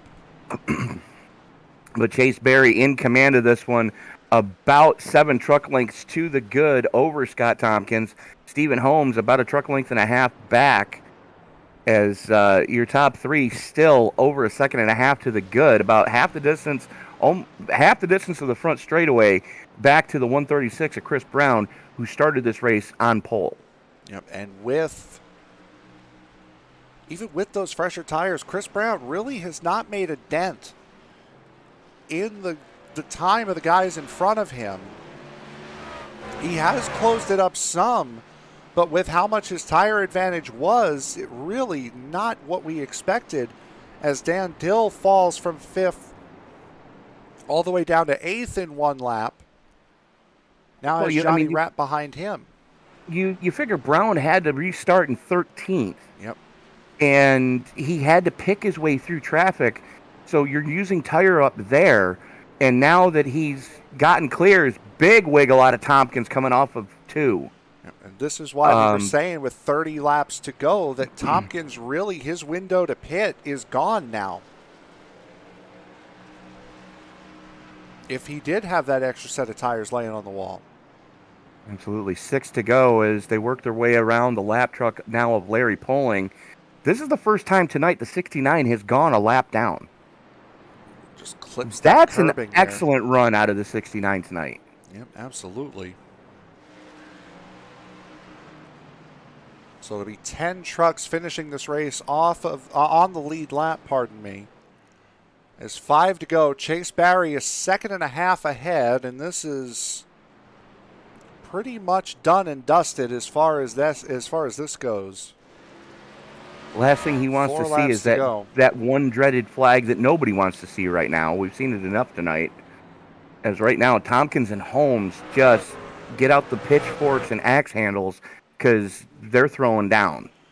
Chris Brown with these two battling and getting closer and closer to each other. This allowing Chris Brown to close into the battle. 3 to go. A couple of laps ago, it was 1.2 seconds the gap between Holmes and Brown. It's now down to about 3/4 of a second. Yes, it is. But Tompkins and Holmes continue to just throw hand grenades at each other. Popsicle sticks in the air, 1 mile to go here at Martinsville. And Brown pushed really hard there on that lap, lost all the ground that he made up on that Holmes lap. looking to the inside. Yep, not quite there. He's got one final shot. Yep, needs the patience in order to get it done, but he does have time running out. Oh, lap truck of Thomas, my goodness. Coming out of turn 2, a big dive for Holmes, not going to do it. Coming across the line, it'll be Chase Barry taking the victory, his 5th of the year. Tompkins will hold on to 2nd. Stephen Holmes crosses 3rd. What a night. Well, that made that a little bit more exciting. Night. Yes, it did. That was impressive. Chris Brown, who had one of the best trucks all night, comes home 4th. Evan Pienta battles his way to 5th. Chris Smith in that similar battle, 6th. And a little bit of contact thereafter between Chase Barry and Paul Thomas, as now Chase will do his backwards victory lap as we've become accustomed to seeing here. Again, the 5th time he'll get this done this year. Tony, you are with our race winner right now. Chase Barry, 5th win on the season. At the start of the season, would you ever have expected I'd be saying those words to you right now? Nah, to be honest with you, heck no. I figured a win would be out of reach. That's for sure. Oh, there's Scott. A little payback there after you guys getting into it in stage 2. But how much fun was that? You and Tompkins and Holmes all just slunging it out there in the closing laps. Oh, it was fun. Yeah, it was definitely fun. I was worried because I thought the pit strategy we had going on was not gonna didn't work out with all the cautions, and then we got lucky with a long green run, and it worked out surprising because Scott was on 10 lap extra older tires, and eventually just I guess he burned them up. He was throwing it in there real deep, and they were diamond in the corners and whatnot, and just saved a little bit, and I was able to get around them finally with patience. Absolutely, and that's usually the key here at Martinsville, is to make sure the patience doesn't die. But again, excellent run in that KB's all-around shop Toyota Tundra. As we move next week to Daytona, your thoughts going into the plate track next week? It's going to be a wild card, I would say. I mean, it's like my home track, so of all home tracks, it's wild card. But I don't know. I mean, we'll see. I mean, we're definitely going to work with Randy and Chris Hone a lot, and see what we can do. We might right out back, right out front. I don't know. We'll figure that out probably about 10 laps in, what we're going to do. All right, Chase, again, congratulations on your 5th victory on the season. Who do you need to thank before we let you go celebrate? Well, let's see. I want to thank you guys for putting us on. Let's see. Steve and all them putting us league on. KB's on our shop for let me put a name on the car. Randy for painting the trucks. All the boys back in the shop for hearing me complain all day long, and every time I complain I get a win, so they're tired of me complaining all day long. So more complaining is to be done before the end of the year. Well, there you go. Chase Berry, again, congratulations on the victory here tonight. We'll see you next week at Daytona. All right, bye bye.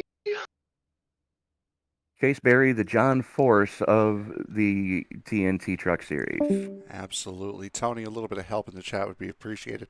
I got it. We'll now go to our second place finisher, Scott Thompson. I know. We'll go now. Do I want to know? I'm sure you'll see. Scott Tompkins, our second place finisher tonight. Looked like the tires just gave out a little bit on you there at the end. Yeah, they did. When I did my second self spin while in second place for the second time, bunch of twos. When Tony cleared my black for me, I didn't unclick my tire, so I took tires way earlier than I would have wanted, and trying to hold off Chase on fresher tires, I burned them up. Yeah, and just battling there with Chase, did you think that as long as you can hold that inside line that you would be good to go, or were you expecting him to get around you at some point? I was expecting for him to get around me. He was toward the end of that run. He was just getting better runs off, so I knew he would eventually get under me. My issue is in the last 5 laps, it started getting way loose, even on entry. So I moved up my brake bias for the first time all night, and it didn't help. But once he got in front of me, he was gone. And racing with Steve was fun. Yeah, absolutely. As you know, heading into a wild card race next week at Daytona, just 3 rounds to go in the season. I'm sure there's a couple points for you to still make up here, a couple positions for you to still get. What are your thoughts going into Daytona and with only 3 rounds left this season? Well, I'm out of the points to me. If I'm not winning the championship or even top 3, I'm out of the points. So for me, it's all wins from here. Daytona is a wild card. Most sport I will be horrible at. I've never raced it. I don't even own it yet. And then Homestead, I am ready for redemption at Homestead. Make sure my gas is filled when I pit, and I'm ready for that. All right. Anyone else you want to thank before we let you go and celebrate a second place finish tonight? As always, I got to thank Lee Dawson at Pablaki Sign Company for sponsoring me. Let me have some fun here. You guys at ESBN and SRM putting on these broadcasts for them. I love watching them back. I know Pogo and Eric aren't here tonight, but I appreciate them for putting on USRA and everyone else for watching. Thank you. All right. We will send you away now to celebrate your second place finish tonight, bud. Congratulations, Scott Tompkins. Thank you. Have a good evening. You too. And Tony, that will leave one more interview left to do. That You would go ahead be... and take it. I'm still working on a problem. Okay. All right, so we'll jump in now with our third place finisher tonight, Stephen Holmes. Let's move him back. There we go. Okay, so now here comes Stephen Holmes. Stephen dominated that first stage, led every single lap of that first stage, and then fell back, got spun, and never really got a chance back up at the front again. Oh, it was a good run. I mean, like I was telling the guys in the waiting room, this is probably the best handling vehicle that I believe I've ever sat down in on the server. I mean, the truck did everything that I wanted it to from the beginning, other than getting spun there, and that was, I really don't know. I hadn't seen the replay, so I got turned there, and then I want to go ahead and first apologize to the 85 for cutting his nose off there on that other restart. But yeah, it was an awesome truck. I mean, it was an awesome run. Just didn't have enough there at the end. Do you think maybe with a late race caution you might have had a chance, if not for second, for the win? I do believe I would. Like I was telling Chase in the waiting room, I had to bide my time, and I had to work too hard to get around the other trucks in order to get to them. And once I got around them, I was holding the same pace as what they were. Even earlier in the race, whenever I had the damage, I was still maintaining the same speed as what they were. So I knew I had the truck to do it. It was just a matter of having the track position, at the right time. That way I could get up there and race them. I feel like I could have contended more for the win if I would have had just a little bit better track position there at the end. One super speedway usually is what we do here in this series, but it's up to 2 this year now. We got Daytona next week. What are your thoughts going into Daytona? Big race with just 3 rounds to go in the season. Yeah, I've always liked running the super speedways. Whenever I first started this, I was kind of scared of them, honestly, but working with my teammates, Dan, Eric, and Jeff, uh, they helped me get over that, and I'm actually looking forward to it. I'm actually looking forward to the next couple of weeks whenever we go to Canadian Tire the week after that, so that ought to be fun. But yeah, I'm really looking forward to it. All right. Anyone else you want to thank here before we let you go? Obviously, as I mentioned, the teammates, you guys for putting on the broadcast each and every week. I want to thank my sponsor, Tickle Zombie. Thank Jeff and Eric for putting on the league. Everybody watching. Thanks, guys. It's 3 races to go, and we go and hammer down the rest of the season. All right, bud. Congratulations on a 3rd place finish here tonight. Thank you, sir. All right, and with that, Tony, another round in the books. I'm still working on the problem. No, I know. Let's just do the wrap up here first. Another fun night here at Martinsville. A solid race here. Saw action all over the place. Couple battles for the lead here and there. It was a good night here tonight. Yeah, it was. I mean, this is one of the more competitive, cleaner Martinsville races we've seen in quite a while. It was very refreshing to see these guys run as hard as they were running, as cleanly as they were. I mean, yeah, we had a couple of oops here and there, but there was nothing of malice that we saw tonight, and that was so refreshing to see. Yeah, absolutely. And you would think coming down to the end of a season where there's still so much to play for, while the championship may not be up for grabs anymore, certainly there's points in, like, 2nd place is still up for grabs, 3rd still up for grabs, so there's still plenty of points that can be had here tonight. And for the remainder of this season, going to Daytona is just going to be another interesting ride. Yeah, absolutely. It's always a fun time whenever we go to the plate tracks because, like we heard Scott say, it's a wild card race. It's Chase that said it. It's a wild card race. And this late in the season, things can go very well or things can go horribly wrong whenever you go to a plate track, because it's one of those deals where just about anybody in that field can win on any given night. Yeah, absolutely. And with that, we will take a look now at the results here for tonight's race. Chase Barry coming away with the race win, his 5th race win of the season. That is a series high. Scott Tompkins in 2nd. Stephen Holmes comes home 3rd. Chris Brown and Evan Pienta round out the top 5.